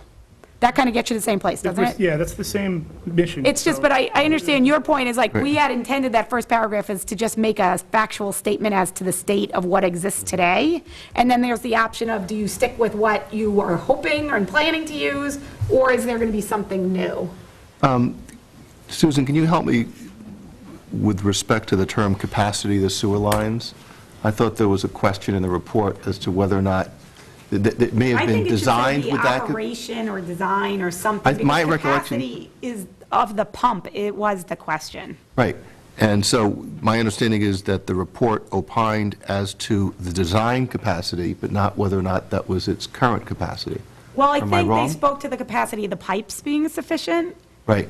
So in some of the capacity was confirmed, But this is on the not- pumps. Both. No, so they're saying except for the capacity I'm of sorry. the pumps. Because The Okay. peer review has confirmed the capacity of the sewer lines and Yeah, other I'm sorry. infrastructure. Yes, you're. Emily, do you feel like that's accurate? I feel that that's accurate. It would be nice to have the opportunity to have someone else review it, but. We did bring, if we wanted a break, we brought a lot of material on that, because we wanted to, when we were drafting this, make sure that line capacity, I&I was vetted. Right. So, but again, the design capacity on the pump matter, I got it. outstanding still, so. Here's my only caveat. So, of course, the intention, if this is permitted, is to move quickly towards all this, and ideally, within the next year, you're getting going. If there is delay, and this is not being built for a number of years, is the board relying on capacity reports that were done in 2016, 17? If it's not built till 2020, will that still be sufficient? And I think that's a question, like, for Pat Brennan, But if- whether how long that information's good for, or maybe you know the answer, Joe. Well, I don't know the definitive answer, but it seems logical to me that if there's no increase in the number of connections to the system, Right. the numbers are going to be the numbers. They're- okay. Now and 5 years Okay. from now. You don't think there'd be a degradation issue? Unless somebody adds a whole lot of bedrooms upstream, I don't see why that would be an issue. And Not this is to a the- private system, it's not the public system, it's not the town sewer. Not to the pipes, but the pumps, and we already have a condition that covers this Correct, that hasn't right, been correct, altered, that correct. Yeah. we'll get new information. And the about issue that with the later. capacity of the pipes and the periodic overflows is more an issue, as I recall, of the blockage in the lines. And that's why we're proposing to install Grinder. grinders to obviate that, or to Which is an mitigate that. existing condition. Existing condition, that's correct. And that's not so much capacity as it is the solids just get blocked up. Right, and Pat had talked they about dam it up. just, when you upsize the pipe, what that means. I forwarded you this document, didn't I? Okay. I mean, we don't, I'd need to get at her laptop to reorganize it the way I think it should be reorganized. That's fine. So. You want to do that right now? Do you? No, I'm going to get through these. Yeah. Okay. Just a point of clarification also, though, on the first paragraph, there was also language added on the sewer peer review account. Oh, yeah, a limit on the total, Emily. Well, it was, with up to $5,000, okay.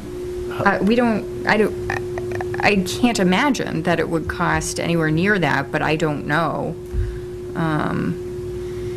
So again, it would be nice to have the opportunity to run that by somebody to get a quote. It shouldn't be more than $500. Right, yeah. Right. But unless it's a whole entirely new system. Right. So I don't know that we have the information to say whether that would be sufficient So or not. I'll say I'll be sufficiently motivated at that point if there is a study that's going to be in the way of us getting started, that if Emily calls me. Right. The issue here is more just that we're trying to not have open-ended financial conditions. We get in trouble with those. Right. So we try to just stick a number on it, but I mean, we obviously would not want to shoot ourselves in the foot for whatever. Yep. Okay. Okay, what? You're okay with up to 5,000? I mean, what has been spent so far? I don't know specific to Have a ballpark? sewer. I mean, they contributed $15,000 for the Weston and Sampson study. That's the public system, and I think more extensive than what we'd be looking at here. Amory, we've got 3,700, 2,200, another 2,000 that just came in. I don't know what share of that. That was That's some was everything. sewer, and that was also the civil engineer, that was everything. Yeah, it's not just sewer. I don't know that I have the information to say whether that would be sufficient. It would be really low if it's the existing system and it's Right. just confirmation of the operating capacity of the pumps. It could be, I have no idea what it would be if seems it's a like- whole new system. 5,000 is an upside, would be in the ballpark. Would it, Seems like a decent number. except But the if new it's more system. than that, I don't know. No. Where else in these conditions are there additional peer reviews to happen? In the beginning, there's The a traffic. $5,000 deposit, and then again for review of final plans, and then also in traffic. I guess I feel that the board is being quite generous in providing for these alternative options. We could remove the option for another plan entirely. They could submit a notice of project change, you could deem it substantial, and then open a hearing and require peer review at that time.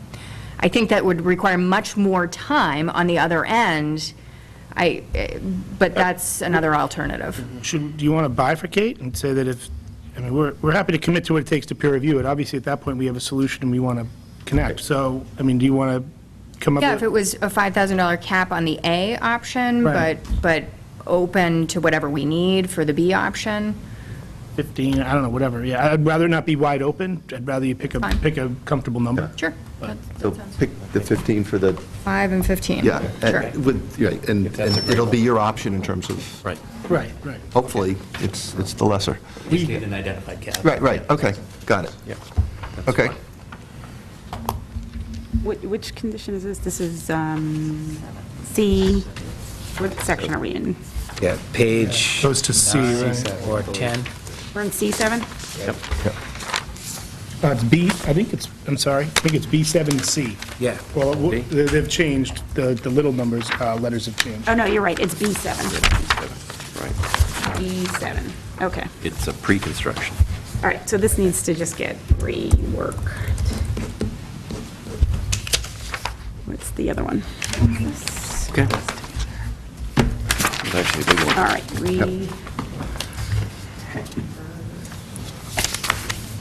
okay. We're now on page 9, section C. Is that right? B. Or did did the track changes screw things up? I think it's C1. No, C2, Oh, C2. C2, excuse me, yeah. No.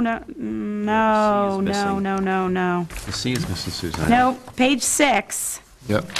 where it says number 2, that should say C, right? General pre-construction conditions should be C. Sometimes when you do the track changes and you delete Yes, things, it that's right. messes it up. Okay. So I didn't think that the lettering, the headings had changed. So, but that, how can that be right? No. It's one and then letters up until. Oh, it is? A, oh, you're right. A, B, so that is 2, sorry. So where does C start? So that is C. I don't know why track changes is confused, but that is C. That conditions in effect during construction, is that C? It is C. yes. It is C. Okay. Okay. The track changes confused me. All right. Number 2 was discussed at length last week. Is everyone okay with 2, 4, and 5? And there's a minor change in 6. Yes, yes, yes. Okay. And there's a minor So correction in in 4, 6. you've added at the site entrance. Okay. We go on page 9, we're on page 10. Page 10, number 10 was just the grammatical correction, Yep. as was 11. Okay, so now this is where the parcel B1B, land to be transferred, conditions were moved. Yep. A is the same, B is the same, C is the same. The only thing that was added to that was upon completion of the boardwalk was added to that, the intro to C. D is the attempt to clarify the confusion at the end of the last meeting regarding invasive species. I had gotten an email from Greg about it. Prior to getting Greg's email, I had actually talked to Lonnie with Emily to get her recollection of what her conversation with the landscape architect had been. I believe what I proposed reflects Lonnie's recollection of her conversation with the landscape architect, but we haven't actually talked about it, so I don't know if you have any questions about it. I think it's good. right? It's fine. Yeah. You okay with it? Okay. So I think 12 is done. Yep. All right, D, on page 11, again, the landscape buffer study's just being deleted because we don't need it anymore, and the other changes on page 11 are cleanup. Yep. Yep. Okay, on page 12, this is the sewer capacity we just discussed, was that all what has to happen before a building permit has been relocated. So if you go to page 13, what's remaining is if they, and if we use a defined term, we should insert it here. But this is just, if they stick with the existing private system, then they have to complete all of the improvements. There's supposed to be a reference to the appropriate reports, and that's still blank, so we need to fill in that blank. The report that had the proposed improvements, grinder, et So- cetera. So do we have that? We have it on the record. I apologize. I Okay. haven't filled in the blank yet. Okay. but-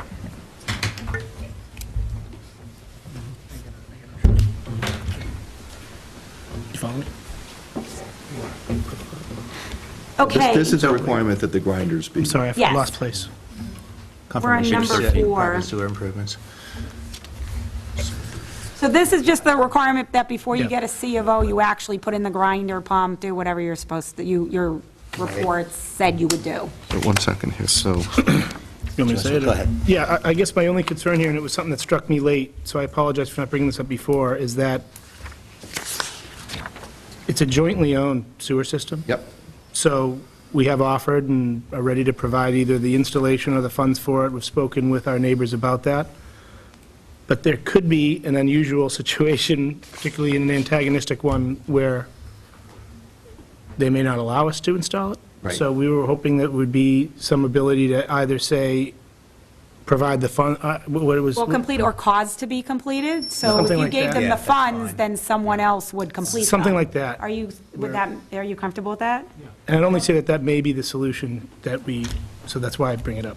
So the applicant shall complete or cause to be completed. Well, or it's under confirmation of private sewer improvements, so you just need to provide the confirmation that the improvements have been made. So maybe we reword it, so in prior to the applicant shall Confirm that the improvements identified in Provide- blank have been or completed. provide Documentation. evidence. Applicant shall document- certify, is that? Certify, are you good with certify? I don't know what this did. I mean, Provide documentation, okay, so they're going to provide documentation documentation certifying that the certifying that the improvements identified and blah, blah, have been completed.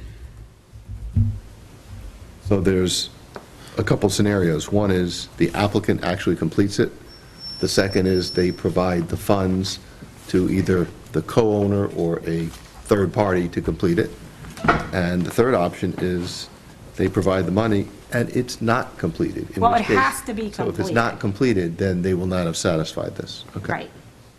So that, the condition would be they have to provide documentation confirming that the improvements identified in the report have been completed. So that, they have to be completed before you get a C of O. I think that, does that address your concern? Because I. What was the my sense is- second item? That's the one I was focused on. Your second scenario. So either you're going to do it, or you're going to give money, and somebody, either a co-owner or a third party will have done the work. Right. And then the third is you try and it doesn't happen. And if it doesn't happen, then you'll not have satisfied this condition. Okay.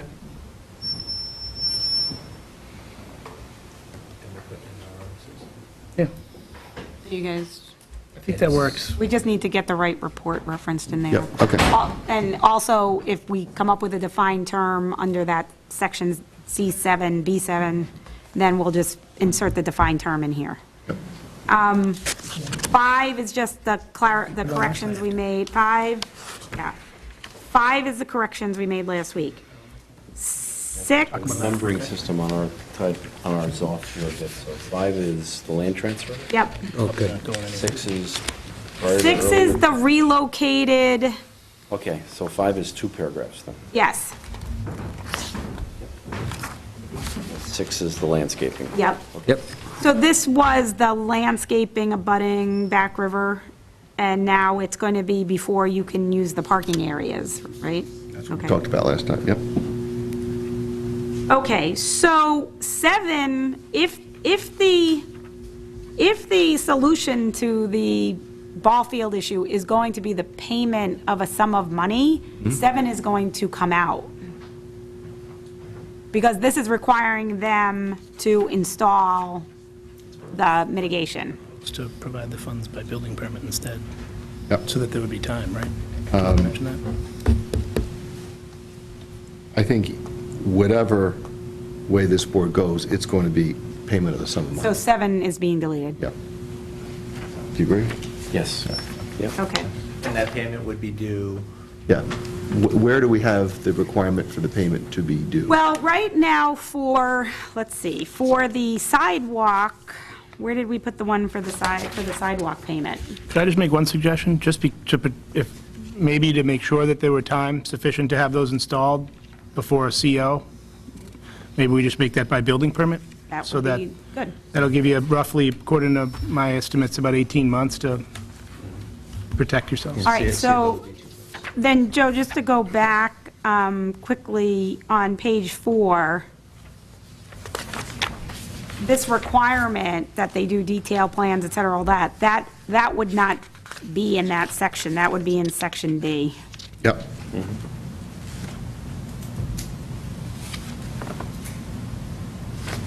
Okay. So then now going back to page 13, number 7 is deleted. Okay. Okay, we're on page 14, we're in E, post-construction and ongoing conditions.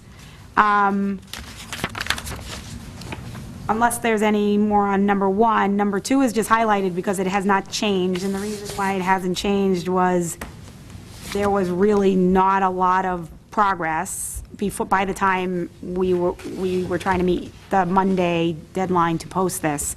So, was it Monday? On Monday, at the request of Jeff, Randy submitted, and you have it in front of you, so. Okay, Susan? Yep. Just one clarification and one before we get into the meat of two. Same issue as before, and as identified by Emily earlier, this is the one other area where peer review does show up. Yep. And again, is it possible to insert a number, mirroring the language we had earlier? A contribution not to exceed amount? You're in E1.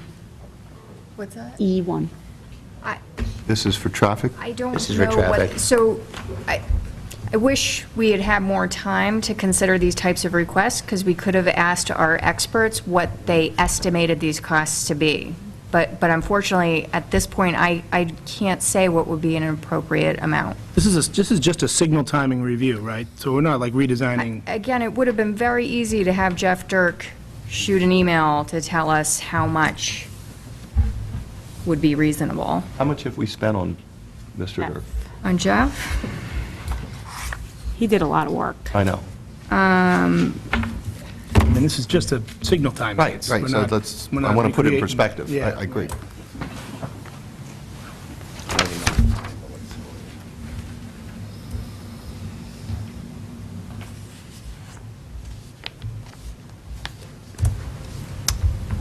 Just under $4,000. How about 5? I mean, he's been $4,000 for everything he's done? Yeah, I mean, Emily, the way it's worked, at least in the past with peer reviews, Emily says we need more money to meet what's billed. I'm not worried about $5,000, I'm just worried about an open-ended. I agree. So, Certainly a better number than I was thinking of, so 5,000 is okay with me. Okay, so not to exceed 5,000. Yeah, it's just about capping it more than the figure. right, right. Okay, so on number 2, do you have a proposal? It might be two-sided, the copy that you have. You have a copy in front of you. It was also attached to an email that Emily forwarded to you. The CN today. Wood? Yep, the CN Wood.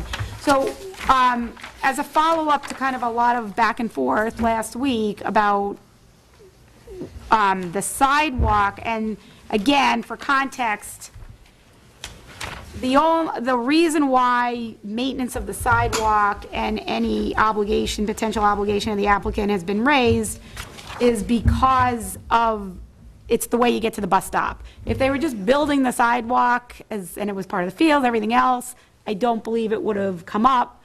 My understanding is it came up as rather than redesigning the entrance or designing entrance in a way that would facilitate a bus pullover, the decision was made to have the bus stop at Lynch Field, and then the issue became, okay, a sidewalk that might not need to get a lot of maintenance in the winter because nobody's on the fields now is going to need maintenance. Right, and this is sidewalk that does not exist now. Right, that they are funding the construction of that sidewalk. Yep.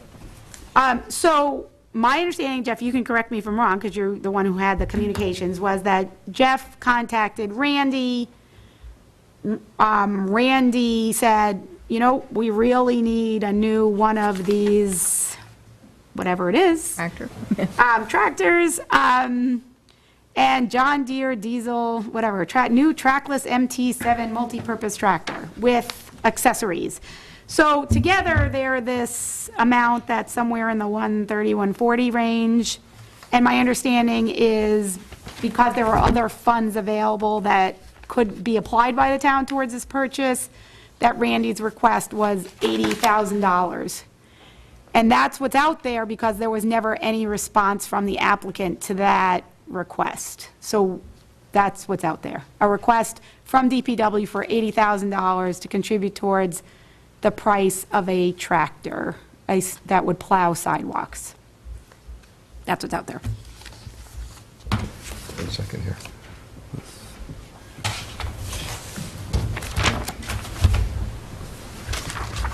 So, as I understand it, just adding up these numbers here, they're a little over $143,000.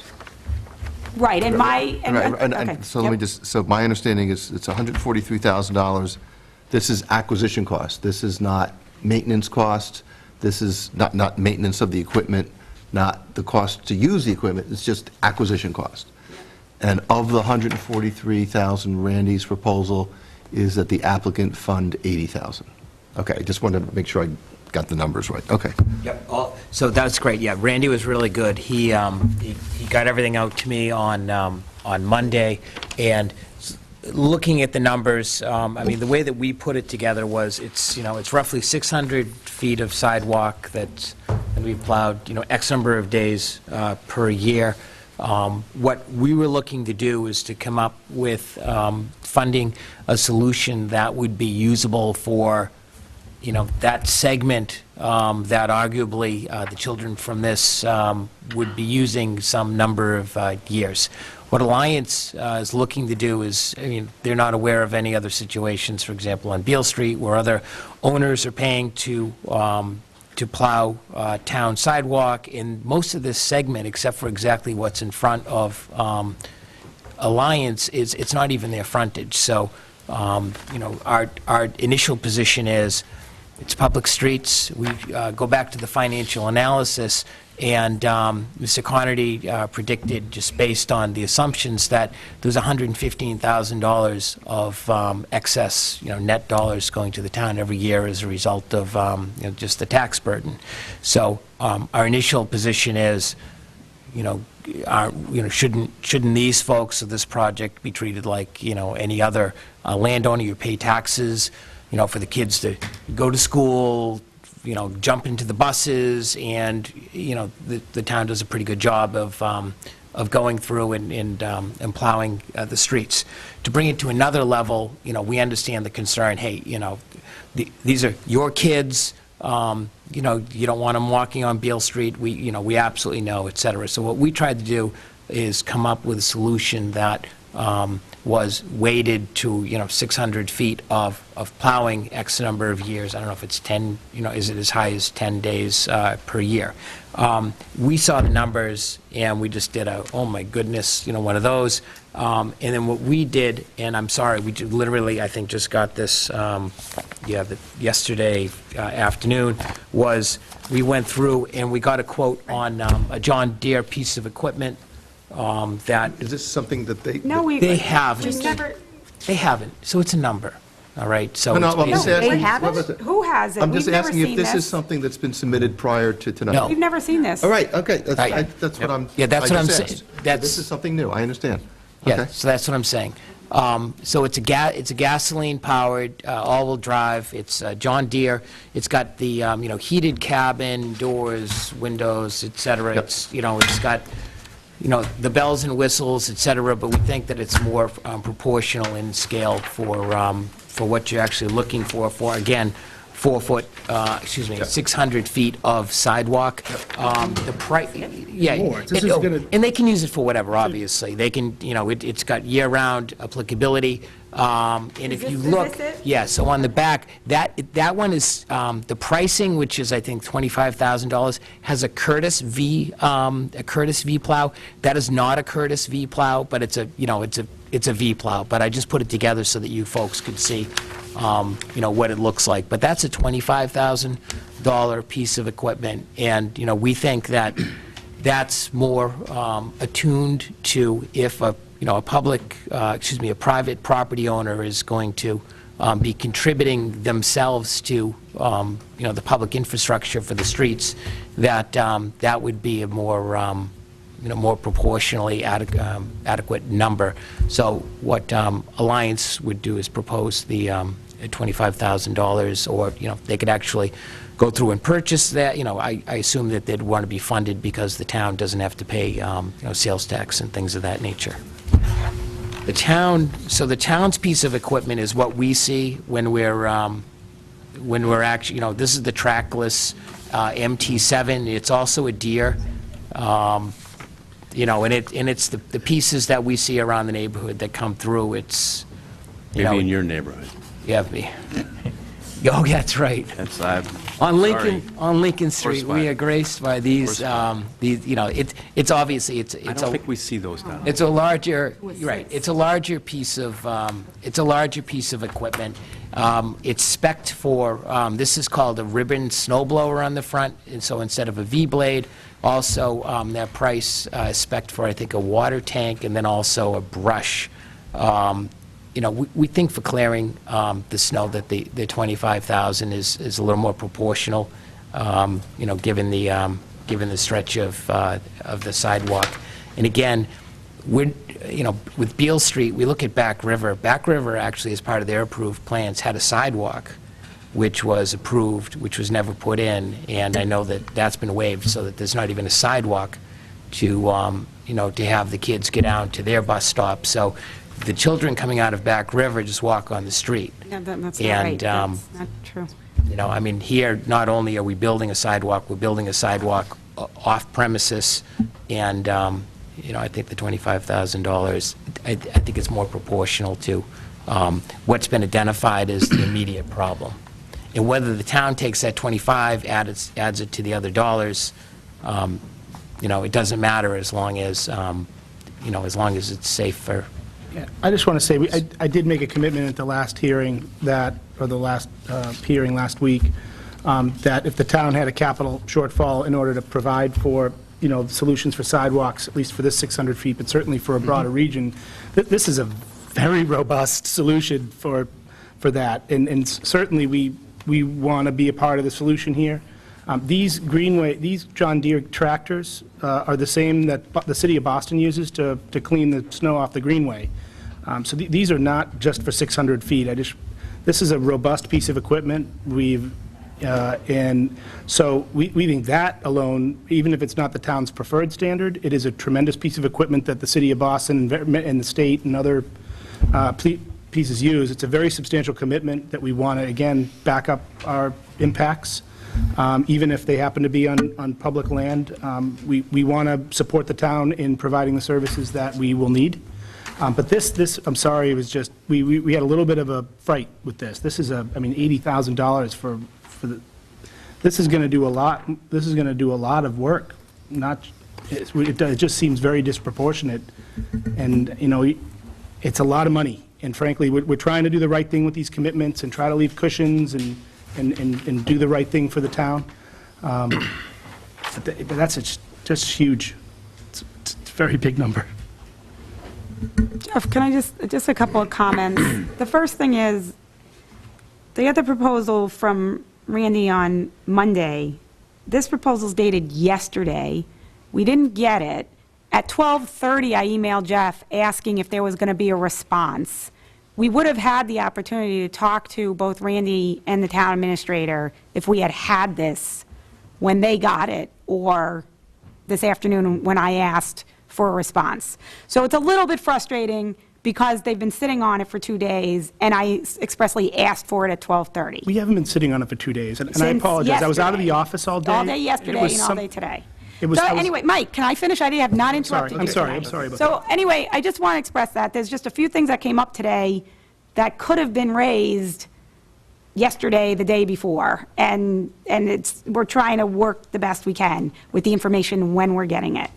I would have to say that I don't know if this is the right answer. The board can make a determination whether the contribution of this piece of equipment or the financial equivalent is an adequate, proportional mitigation, so I leave that to the board to make that decision.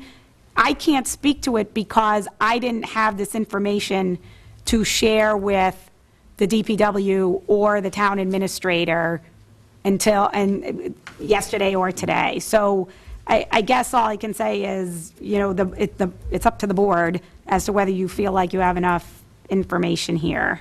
I think. to make a decision. I just want to apologize. In the haste of this process, both sides have had trouble with getting things in. You know, we've been trying to really hustle to meet deadlines, so there was no malintent. We did receive this yesterday afternoon, and I was unfortunately out of the office all day today and struggling to catch up and get here on time. But I agree, it's Randy's opinion notwithstanding, this is really about a proportional response. I believe the town of Hingham has 2 of these, would be increasing their sidewalk plowing capability by 50% for a 600-foot piece of sidewalk. So I really would just say that we're asking for the board's opinion on the proportionality. Sure. I'm sure Randy would love more of these, but we're just trying to do our job and do the right thing for our impacts, even if on public land.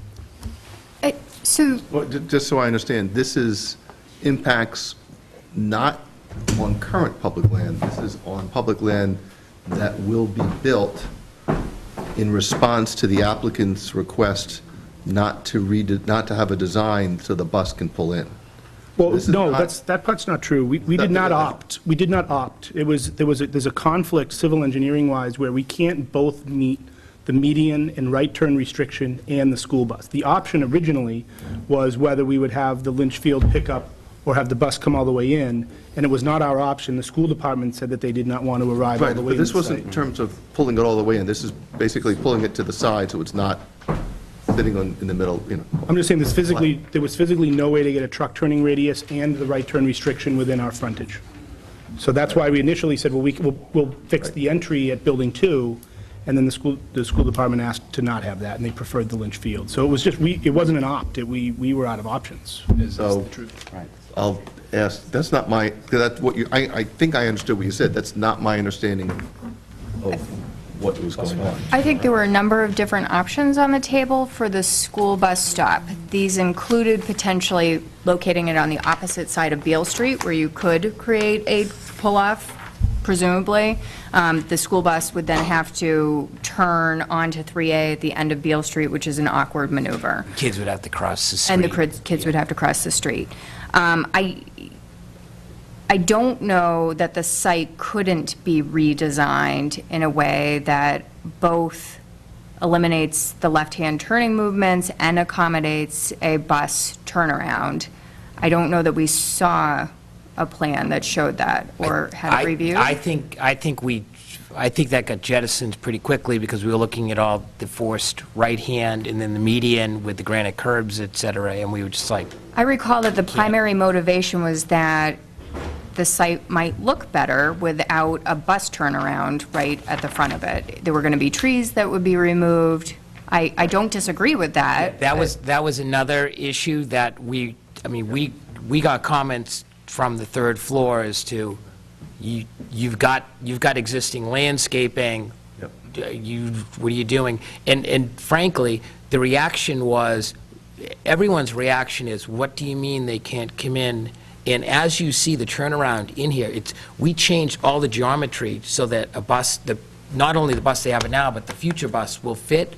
So if someone says it's got to go in there, it can go in there, but the policies, and we had a really good meeting with Dr. Garlow, with... Well, and I would offer that based on that meeting, you offered to assist the DPW in removing snow from this sidewalk so that school children could get to the proposed bus stop, which was not their preferred option, safely. I have the email, I could read it. And the school department said that they would approve it on the condition that you would promptly remove snow from the sidewalk. We're committed And to the you've sidewalk. proposed an option which is perhaps the right solution, but we've not had adequate time to assess that. So I share Susan's comments, that's incredibly frustrating. And this maybe isn't the appropriate time to mention this, but this is the deadline to close the hearing. The ball's in your court. If you are willing to agree to a small extension, we may be able to run this proposal by the DPW director to see if it's the appropriate response. We could perhaps get our peer review consultants to provide cost estimates so that we could reduce those maximum caps on the potential peer review and maybe work on a solution to all of these that doesn't cost you any more money at the end of the day, but serves public purposes better, if we had adequate time to I review the appreciate information. I appreciate the timing concerns. It's something we've, as I mentioned, we've struggled with on both sides. We've received a lot of materials and letters on the day of hearings, so it's been tough. So I am fully sympathetic. It was not our intent to jam anybody. That's why we offered a very substantial piece of equipment. I think the question isn't really for Randy. Randy, or the DPW, the question is for the zoning board, whether a 50% improvement in sidewalk clearing for the entire town is an appropriate response to us taking care of 600 feet of sidewalk. I mean, this is going to do a lot. This is going to do the whole neighborhood. I mean, and even the solution we've proposed, they use it for a mile and a half of greenway and various paths and sidewalks on either side of it. So, I mean, the solution we're proposing is way more than proportionate for just our burdens here.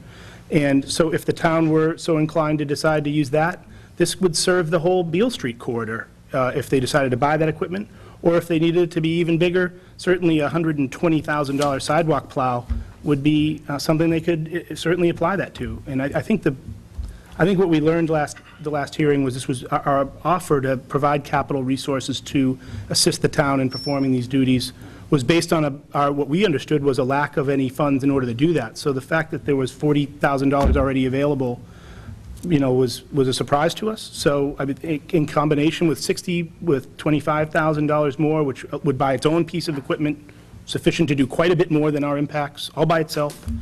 And then that would be, I mean, there's a tremendous amount of money out here to clear sidewalks that, whether this is appropriate or not for our impacts, I respect Randy's opinion, but I think that we're really asking for the board to decide if that's appropriate. And we feel like this is very disproportionate.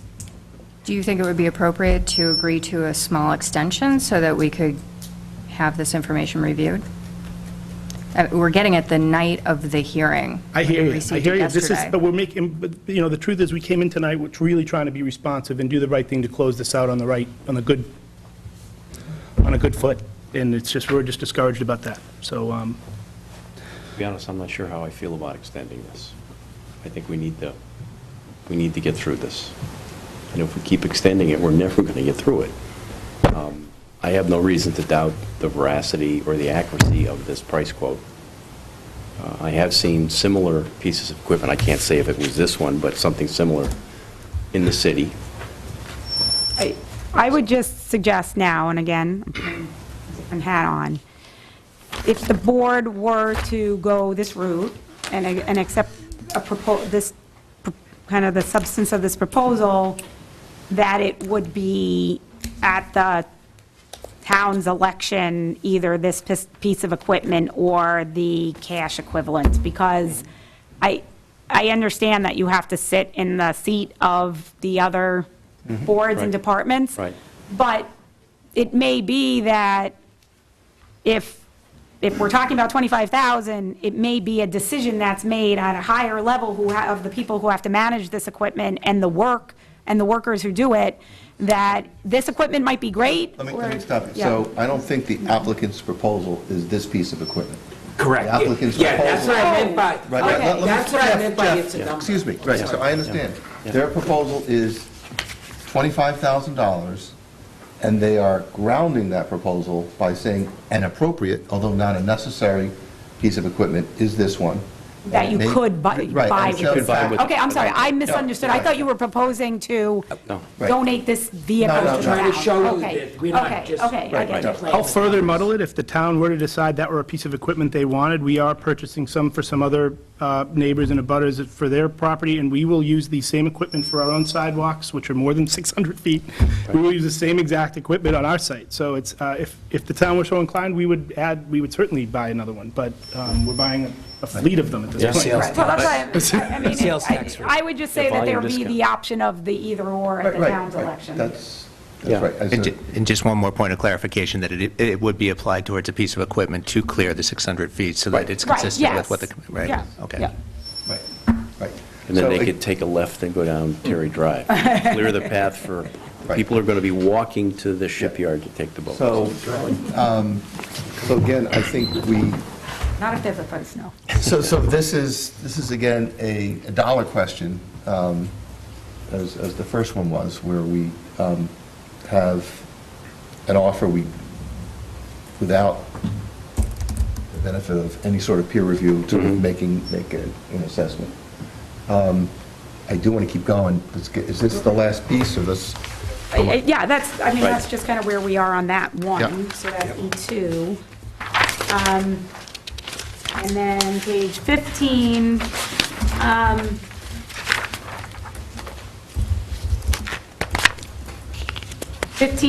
most of 15 is just all the cleanup from last week. Grammatical and the deletion of the maintenance of the vault, since the town would own it. Nothing on 16? And that's it. So what I have as the open ones are the ball fields, cleanup of, language, reorganizing to make it kind of fit with what was talked about generally on the private sewer or whatever the sewer resolution is going to be. And including, we need a reference to the appropriate report that talks about the private sewer improvements that are proposed. So that's a blank that needs to be filled in, and then the sidewalks. Right. So 3, pretty much. Right, and the dollar amounts that I have, so on the ball fields, the applicant was proposing $25,000. We were saying up to $50,000. And for the sidewalk plowing issue, the applicant was proposing $25,000, and the town was at $80,000. Right. Okay, so those are the two monetary issues that are out there. Are there any other issues? Joe and Susan, one point of clarification on the sewer language and in particular, the obligation to construct the grinder. We haven't identified in the reports.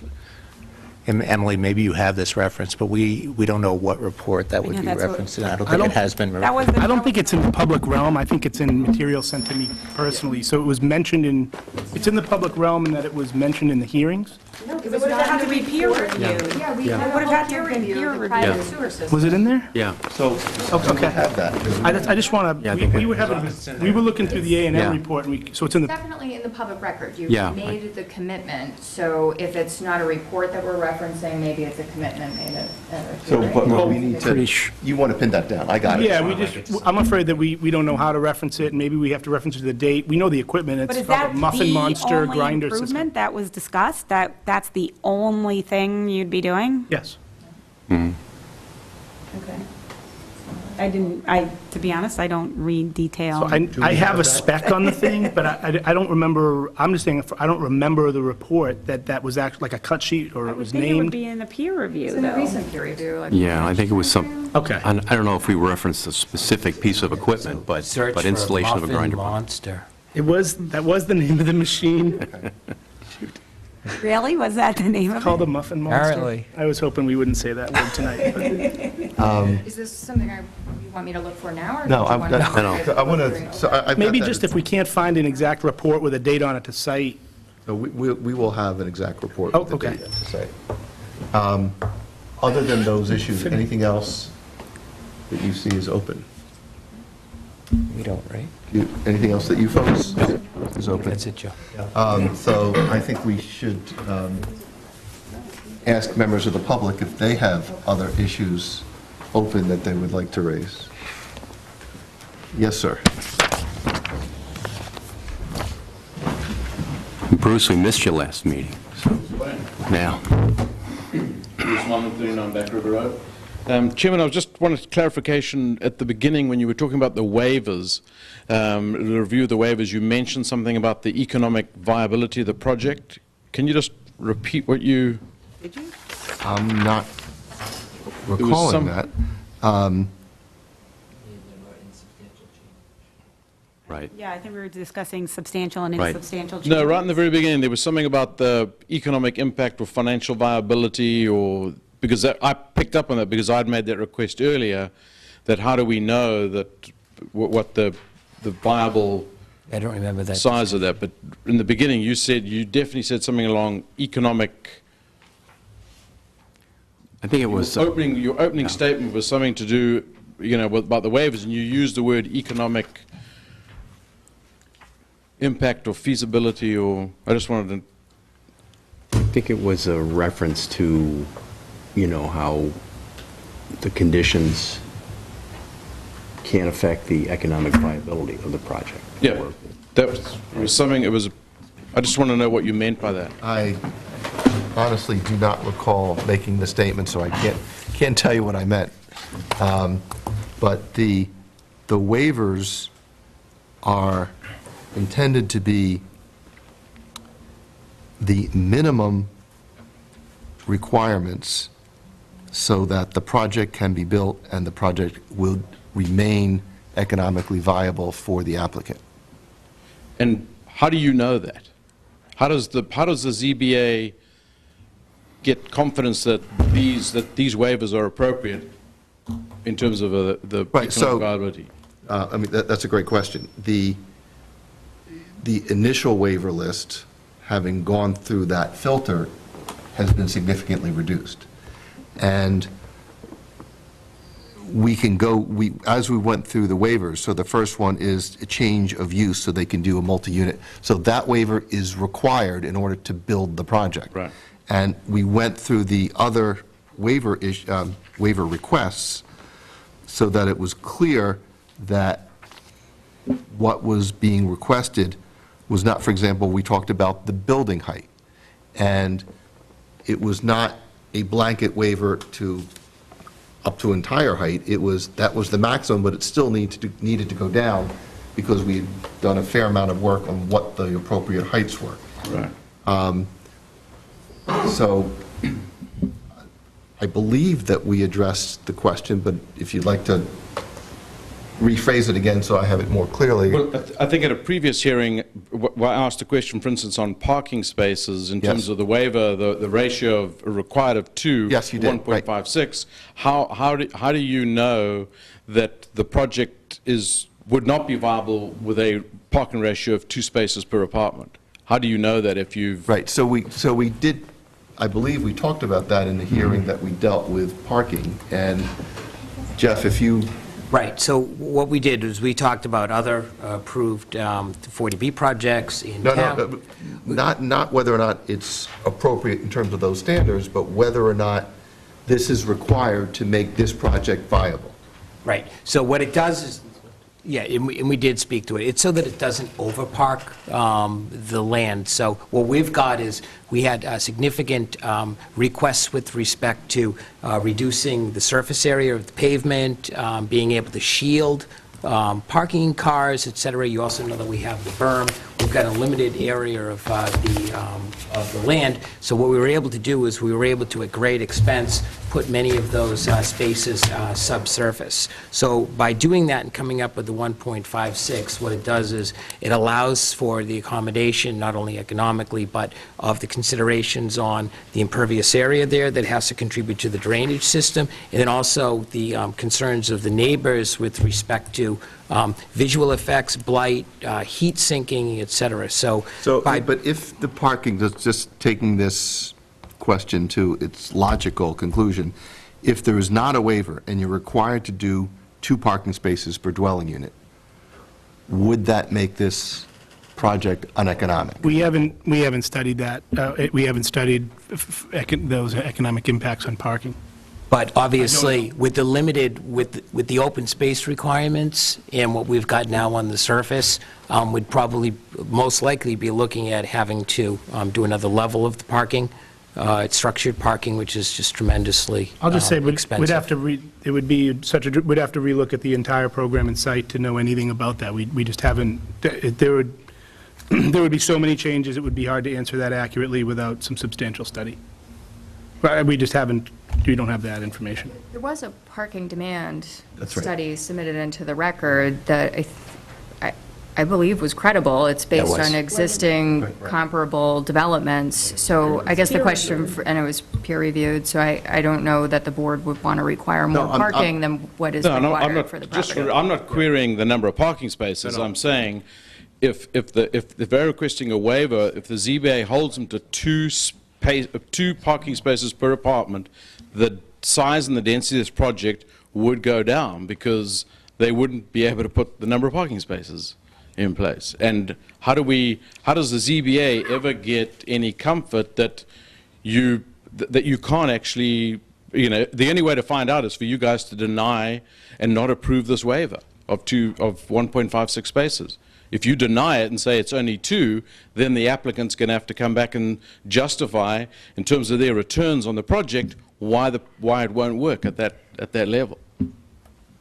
Well, I think with a standard 40B, at that point, the applicant does not come back to the zoning board, but they go to the state. Well, in this case, to remind everybody, Right. In they're this case, that's they're not not an going to issue. the Housing Appeals Committee, so, We have not asked to do a pro forma review here, so. well, and in fact, the only way you can do that under the regulations is if the board imposes a condition that they state will make the project uneconomic. At this point, they have not stated that any of the conditions on the table are uneconomic. You're debating numbers on certain conditions, but that statement has not come from the applicant yet. They have not rejected any of the conditions as making their project undoable. And under the regulations, the town's not allowed to ask for their financials unless they impose a condition. Exactly. Right. Or not approve a waiver. This is not a condition, this is a Right. waiver. Right. The applicant's Or a requesting a waiver waiver. denial. If Right. ZBA do not approve that waiver, and you hold them to 2 spaces per 1,000, which I would request you to do, hold them to 2 spaces per 1,000. And then they'll come back with a pro forma. And that way you'll actually get some confidence in terms of what the real numbers are with regard to this. Okay. I made this request some time ago. I don't know what the Well, I mean, what the procedure is. in part, we've been assessing the project to make it desirable. And if, for example, you increase parking, and as a result, they say, sure, but now you're going to lose a lot of green space. Is that a trade-off that this board wants to impose? So it's not just looking at a single condition, it's looking at the project as a whole and saying, these are the trade-offs that we need to consider so that the project as a whole is better off. So we could, in fact, deny certain waivers, they'll push back on other things, and all of a sudden, you get an ugly project. And so that's one of the factors we're looking at. But I do understand what you're asking. Okay. The second question I had was on the capacity of the private sewer system. Yes. Is the ZBA, have you got a level of comfort that the private sewer has actually been tested? I don't know, I wasn't at the last meeting, I don't know what was done, but I mean, what is, in terms, because that's certainly a concern of Back River, and with all due respect, it's speculative that a grinder is going to solve the backup, that it was actually solids that were causing the backup. If that's not the case, if the backup on the sewer line is not being caused by solids, and the grinder therefore is not going to fix that problem, and it really is an underground water in flooding and whatever coming in through cracks or gaps in the sewer system, that's going to impact Back River townhomes. Right, so just talking about that, I believe, maybe I'm wrong, that the grinder system was identified as what was needed to fix the problem, that it wasn't speculation, that they identified what the issue was. Am I correct about that? That's my understanding as well, though I'm trying to find it right now. Okay. But I remember that the discussion, it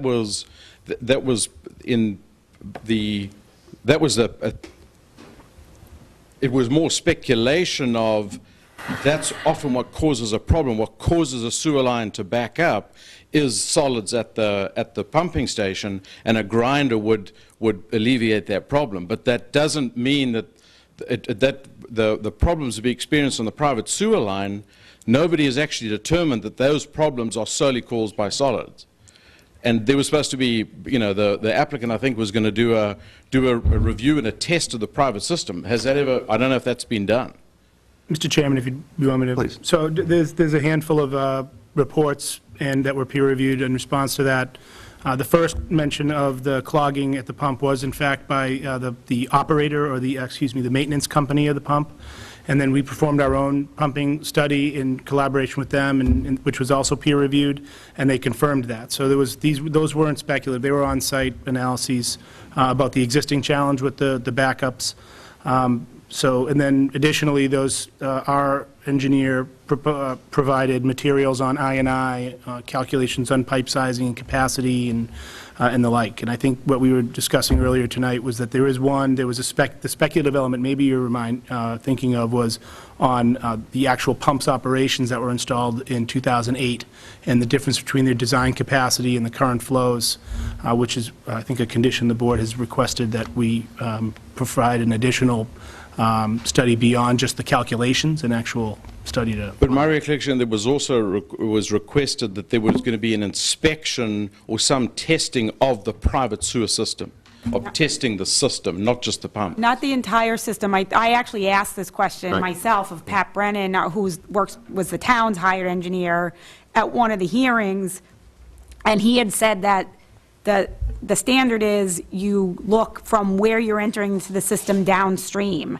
So if there's a problem upstream, they're not adding to that problem. The only problems from where they add in downstream, are they creating or contributing to a problem? So that's what the engineer, I don't think there was ever a discussion of requiring them to go back upstream, because I actually asked that question, which is why I think I know the answer to it. And I remember that discussion, but I think at the time, we also said, at the moment, the use of that sewer, that private system from Hingham Mutual is a very, very low use. If you significantly increase the usage of that capacity, and the sewer from Beal's Cove and Back River backs up as a result of that pipe now being full of something else, that's going to back up the line.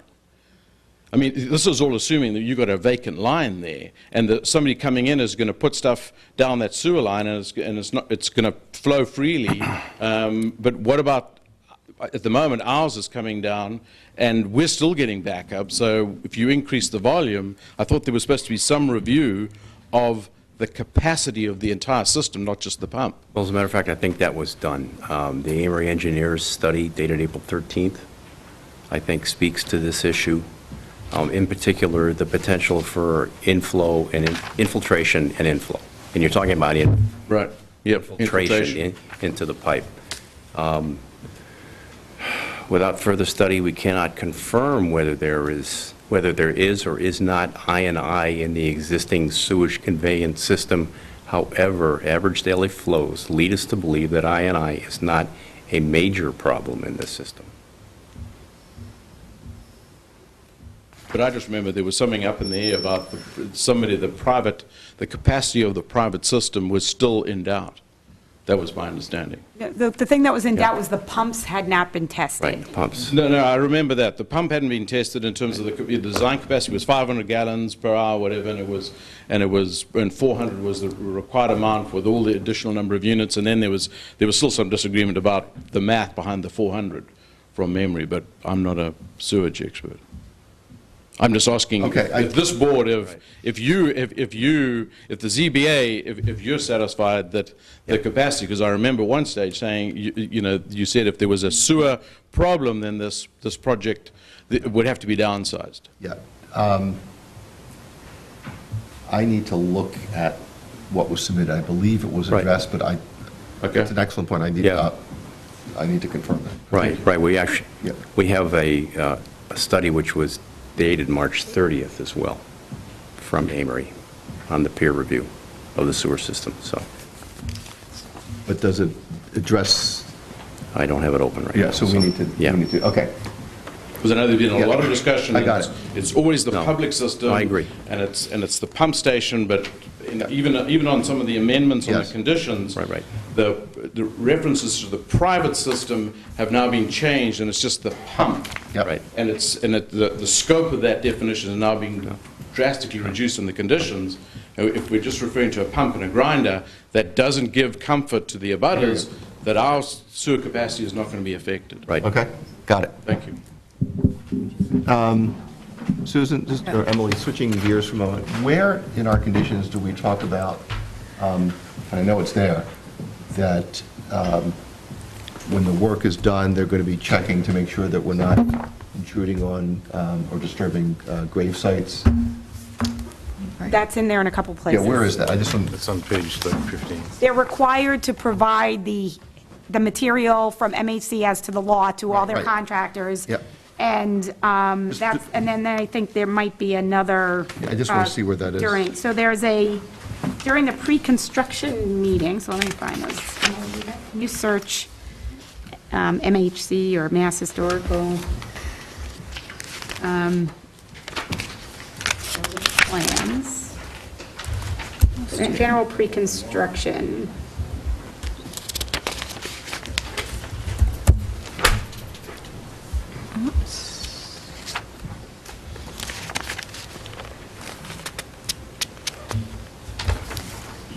Unmarked. Here, it's on page 8, yeah. number 6. Compliance with state law regarding Yeah, yes, human okay, thank remains. you, okay.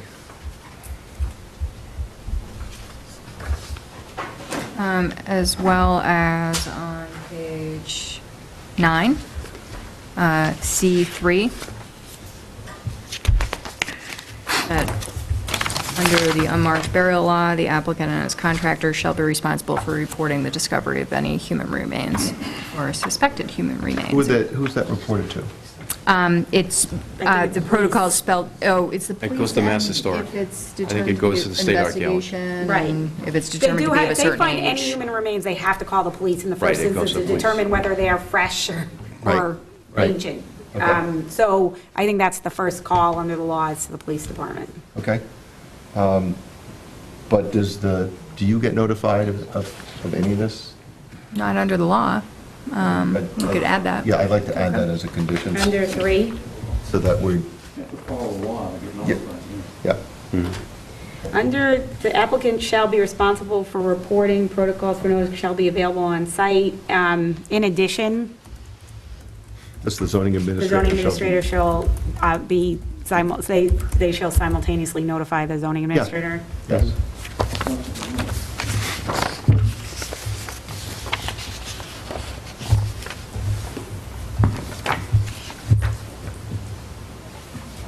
Any other public comments? Yes, sir.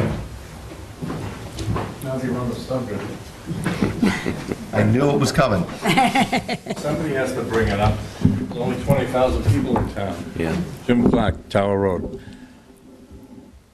Have you folks got back the information I gave to the selectmen? They were going to research it up at the legislature to find out. You need some paperwork if you're closing down a cemetery. Something that you submitted to the selectmen? Yeah, it has to get reported to the legislature. Okay, but that's not something that we've, Closing down Yeah. I'm telling you, you can't build anything in a cemetery until you close it down. so if there's a state law on that, the applicant's going to have to comply? Yeah. Okay. Well, the town is, because they have to close, it's their cemetery. Right, but I know, Jim, everybody, and, and I don't want to speak for the applicant, but I think he's expressed his own concern with this as well. I think I can speak for everyone on the town side on this, because I think we're in 100% agreement. If there's a cemetery there, we all want to know it, we want to find it, we want to deal with it appropriately. The issue we have from a legal, and I have to have my lawyer hat on now, is that all of the studies that the MHC licensed archaeologist has said is she hasn't found the evidence that it's actually there. Right. So that's why that law may not apply, but if it's found, they're going to have to stop in their tracks, and it's going to get dealt with the right way. Susan, we have paperwork that says they buried them in the ground there. We don't have any paperwork that said they moved them, so that means they're still there. Now, we can wish them away. No one wants to wish them anything away. you want. No, Jim, everyone wants to find that cemetery. Well, why do we not think they're there? It says here that this project here is adjacent to the almshouse. Yeah, the almshouse building, but it was right in the middle of the almshouse property. Who's to say where they buried them? Well, They're there, I we're gonna think find 'em pretty the proof is It's going not to our be... job to find them. It's the new owner's job. That's to right, find but so if that's in fact what they find, then the state law will apply. I think that's what Susan's Yeah, saying. and Jim, and there's a, understand the state law, Right. but we already built 45 condos next door, nobody found anything, imagine? And they're still there, because they haven't moved them yet. Once you Yeah. run out of space, where are they? Yeah, I don't know if you're aware of this, because, were you at the last meeting? I'm sorry, I didn't. Some of it. Okay. I come to some of them. One thing that might actually be good in this whole, the way this is playing out is the area near the vault, it's all wood and overgrown. Now, obviously, it wasn't when the vault was put there. It was all open, right? It was all wet, Susan. Nobody got You don't buried think there. anyone got buried? Then why was the Nobody. vault put there, do you know? The Indians aren't even there. Well, They don't bury them underwater either. right, well, I would say to the I extent think it it's got helpful. filled in when the Army showed up. Yeah, to the extent it's helpful, there's going to be almost 2.5 acres that the town's not going to own, that they're not even going to be able to touch. So that, to the extent there might be anything around the vault, that's going to be protected now, because they're going to give that land to the town. Everything around the They'd be a mausoleum. vault. They'd be in the side of the Yeah. hill, Susan. That's a 20-foot drop there, right? I mean, last Typically, mausoleum they I put the built was in vault, Melrose. if that was a winter vault, typically they put them right next to where they're burying, so, Wet, Susan. It was water. The river was there. okay. I assume they put them there because they learned a lesson that the bodies tend to smell foul, so you put them on the edge of your property. I have plans that show the vault right on the edge of the property line, but nobody asked me for anything. It says here they couldn't find all this stuff, but they didn't look very far, because it's here. It's all in the building, or the library, or in Charlestown, or in Waltham. That's where we found it. I don't know, it's very vague. It says, there's no additional investigations are recommended, so nobody's going to be doing any. But if they turn over a shovel and they I find something, understand it's the going law, to that's stop. if they follow the law. I get it, Yeah, yeah, I right. understand. It will that. stop, Yeah. I know. right, Michael? It will We stop. fully get- intend to, I understand, I get it. we yeah. do not intend to break laws. We're a very large company. I That would be a understand very that. I'm big not problem. implying that you are, but I'm saying the law is there if they follow the law. Right, so we are imposing the conditions that the law allows us to The law be comply. followed. Correct. That goes on any project all day long, everywhere. Yes. I get that. Yes. So what I'm looking for is the part that says the town has to close out the cemetery. The So, problem is we don't Town have. buried them, Susan. I know, but Jim, It's even the their town, cemetery. right, I understand what you're saying. They have to comply with the law. The issue is, there is no identified boundaries of a cemetery. I know you have a lot of information, and we can believe that it's there, but it hasn't been documented in a legal respect. The people who buried them should know where they are. But are those people still with us? Well, that's like this committee, you say, well, that was the No, no, last committee, the last committee. I hear that all day long. Yeah, no, the Only the town people who buried them. physically buried them knows where they buried them. No, there's meticulous records all over the country in almshouse cemeteries and almshouse properties. I've looked at all of them, a lot of them. We Meticulous. have The a penmanship plan. is so neat, Do we you have a- can't read it. Do we have a plan of this almshouse with this cemetery? Do we have that plan? It's not easy. I pay for every piece of paper I get up there, believe me. I get the drill, you know? Jim, if I could find that plan, I would love to find that Then plan. they should turn the place upside down. We have a historical commission, they can go look for it. We had some archivists in here, did some wonderful work. Girl found a book 200 years old, nobody knew it was there. The book was worth money without anything written on the pages. Been 40 years in the library, sitting right there under the table.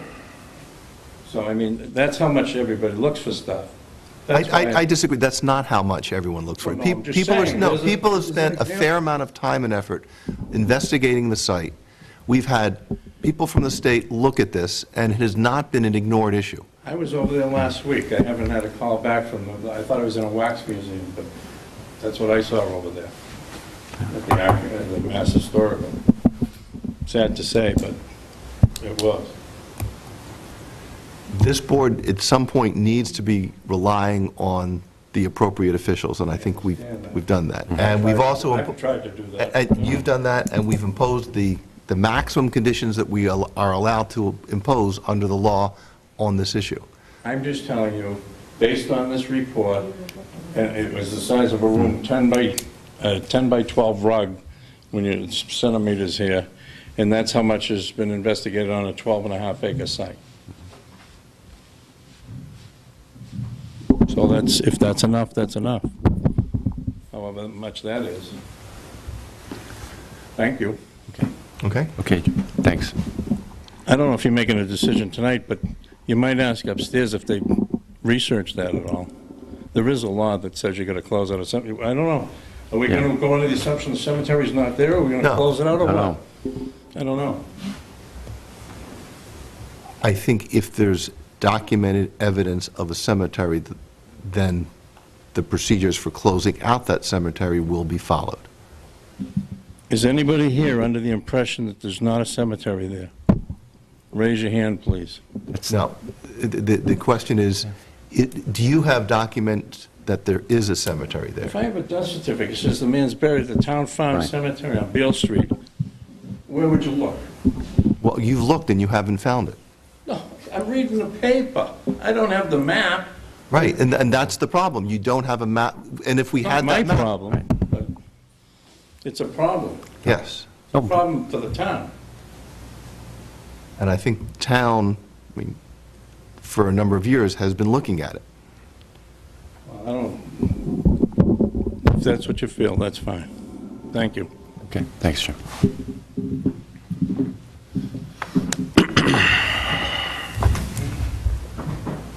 Anyone else from the public?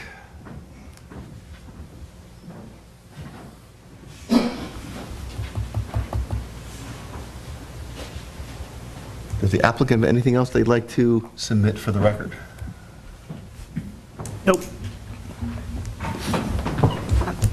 We can't find any documentation of the grinder pump. We Or need the- something in writing. Is there something in writing? I mean, how are we going to There's refer been to? multiple commitments, but It was, I know it was, that's what my concern was. I know it was at the public hearing and it was spoken to, but I haven't gone back and watched the videos to reference it. It's, But when there was a review of the private sewer system, it wasn't in the material that Allen and Major provided to the town's peer review engineer. I'm sorry, I don't remember. The- All I know is it's a grinder pump. I mean, we had a fair amount of discussion on it. Yeah. Right. And you're saying Yeah. it's not I referenced in the... can't find it. I've done a search in the Yep. whole file for grinder. I just did the same thing. And it's sized for these flows and... I have I this, think we I need a have a cut. specification. I have Don't a we cut need a sheet. I specification? have a cut sheet, I just Yes. don't know where. if it- Yeah, we do. There's a lot of open. Well, the alternative is we create So- a performance standard. Could I make a backup proposal? This is a, I'm just throwing at the wall here. Maybe I'd volunteer or suggest a condition where we would submit the cut sheet for the grinder pump that's been discussed and appropriate funds if necessary to have Amory Engineer review it, and that be a part of that condition? Is that something? I literally have the cut sheet on it. I was sent by my civil, so I struggled with the same thing I think Emily did, although I didn't have a lot of time today, but we know what the equipment is. I'm baffled at the, Right. And I remember we talked about it, so. Yes. I remember. If the board were to consider that, you might want to put that under B1E, which is in page 4 on detail plans. Yep. Let me just float to my fellow board members what I'm thinking. I think all the evidence, all the support, all the testimony, all the reports, everything is in. Correct. And we can close the hearing. After we close the hearing, we can vote tonight, or we can vote at another time. I would be more comfortable voting when we've made some changes tonight, when we had it in front of us, and then we can, without the time pressure of resolving it at 10 o'clock, make sure we get the wording right. Yes. And it'll give us, we have, I think, what we need to decide on the two financial issues, and we're going to have to make a judgment. Yep. But we're not going to have extensive reports on that. And you won't have the spec sheet, you'd have to do, like you said, a performance standard type of. Yeah, right. So we would do a performance Deliverable standard, which is under- essentially what the applicant's suggesting. That Right. you have a grinder that will achieve, a certain Subject level to of the performance. peer review. Correct. And so we can do that. I guess the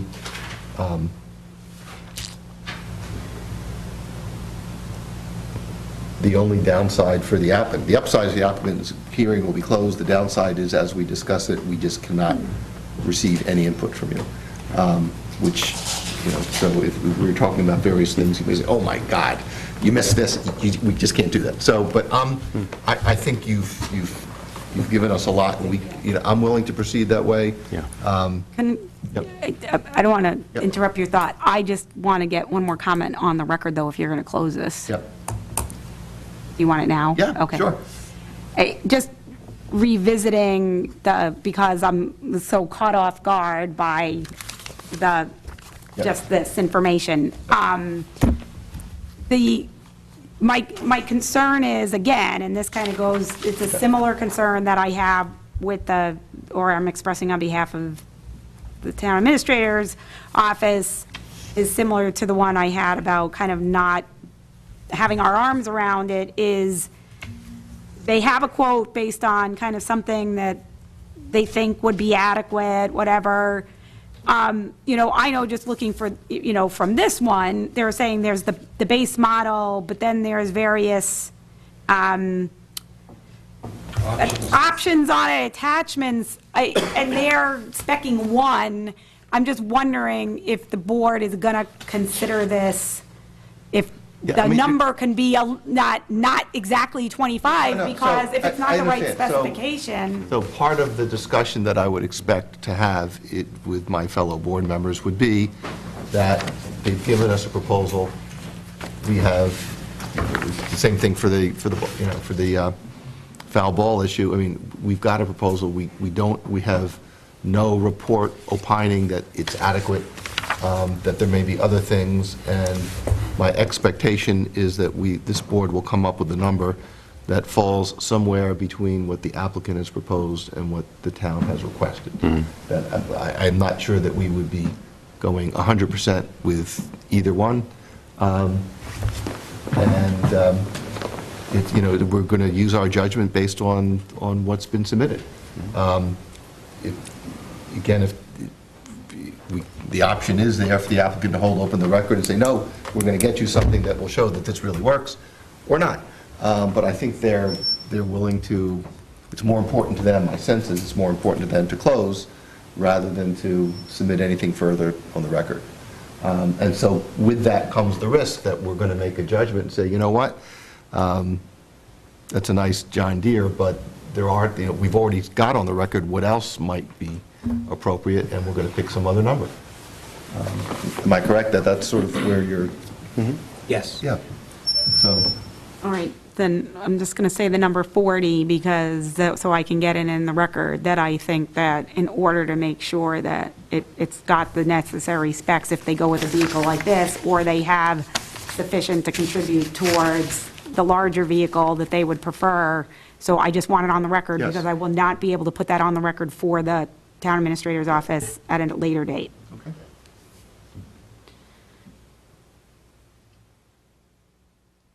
Okay, anyone else? Other than that, then I would... I just want to say yes. that I agree with your approach. I think we need to Good. close. We opened this hearing back in September, Yep. so we've been at this for a while. You and I both had full head of hair. Yes. What about now? Even back then, you didn't. I never did. I would say, okay, so I was going to say that I So had my just- original need. just so the board, kind of to refresh, kind of from procedural, if you close the hearing, Yes. you technically have 40 days to Correct. deliberate. I don't Yes. think you want to spend I another don't 40 think it's going to days. take us that long. Whatever date you pick to deliberate and vote, assuming that's the date you vote, Yeah. then we have to look what's 14 days off from that. Would be I the would just decision. note, I am away from May 26th through June 4th, and I would request that there not be a date that That either a forces hearing a lands decision. on or has a decision being filed the week I'm away. Okay. we have that on the record. Fair enough. Yeah, We haven't told you that all vacations are canceled? No? that's right. Effective immediately. And unfortunately, it also means that there's no further input from the public. So I appreciate everyone's input so far. What's your thought? Do you think this is appropriate? Yeah, works. So after we close, we will then get hopefully a revised version of the conditions, and also perhaps some proposed wording on the performance standard for the grinder. And I also would like to make sure that what's in the record with respect to sewer capacity, so that we're not making assumptions. Right, well, all those reports are are read. already in the record, Right. so the board could You can have, review you that. have those in front of Right, you right, and can right, walk through right, them. Right. Yeah. Because, without sewer, without making sure the proper conditions on sewer, this will be a messy project. Pun intended. Okay, so with that, I would accept a motion to close. So moved. There's a second. Second. All in favor? Aye. We are closed. Thank you. So now, we need to set a date Oh, yeah. for our deliberation hearing. And your days were when? 24th through the 4th? Is that The what you said? 26th through the 4th 26th through the 4th, What month? of May. through June 4th. I'll just note that the board already has meetings on May 17th.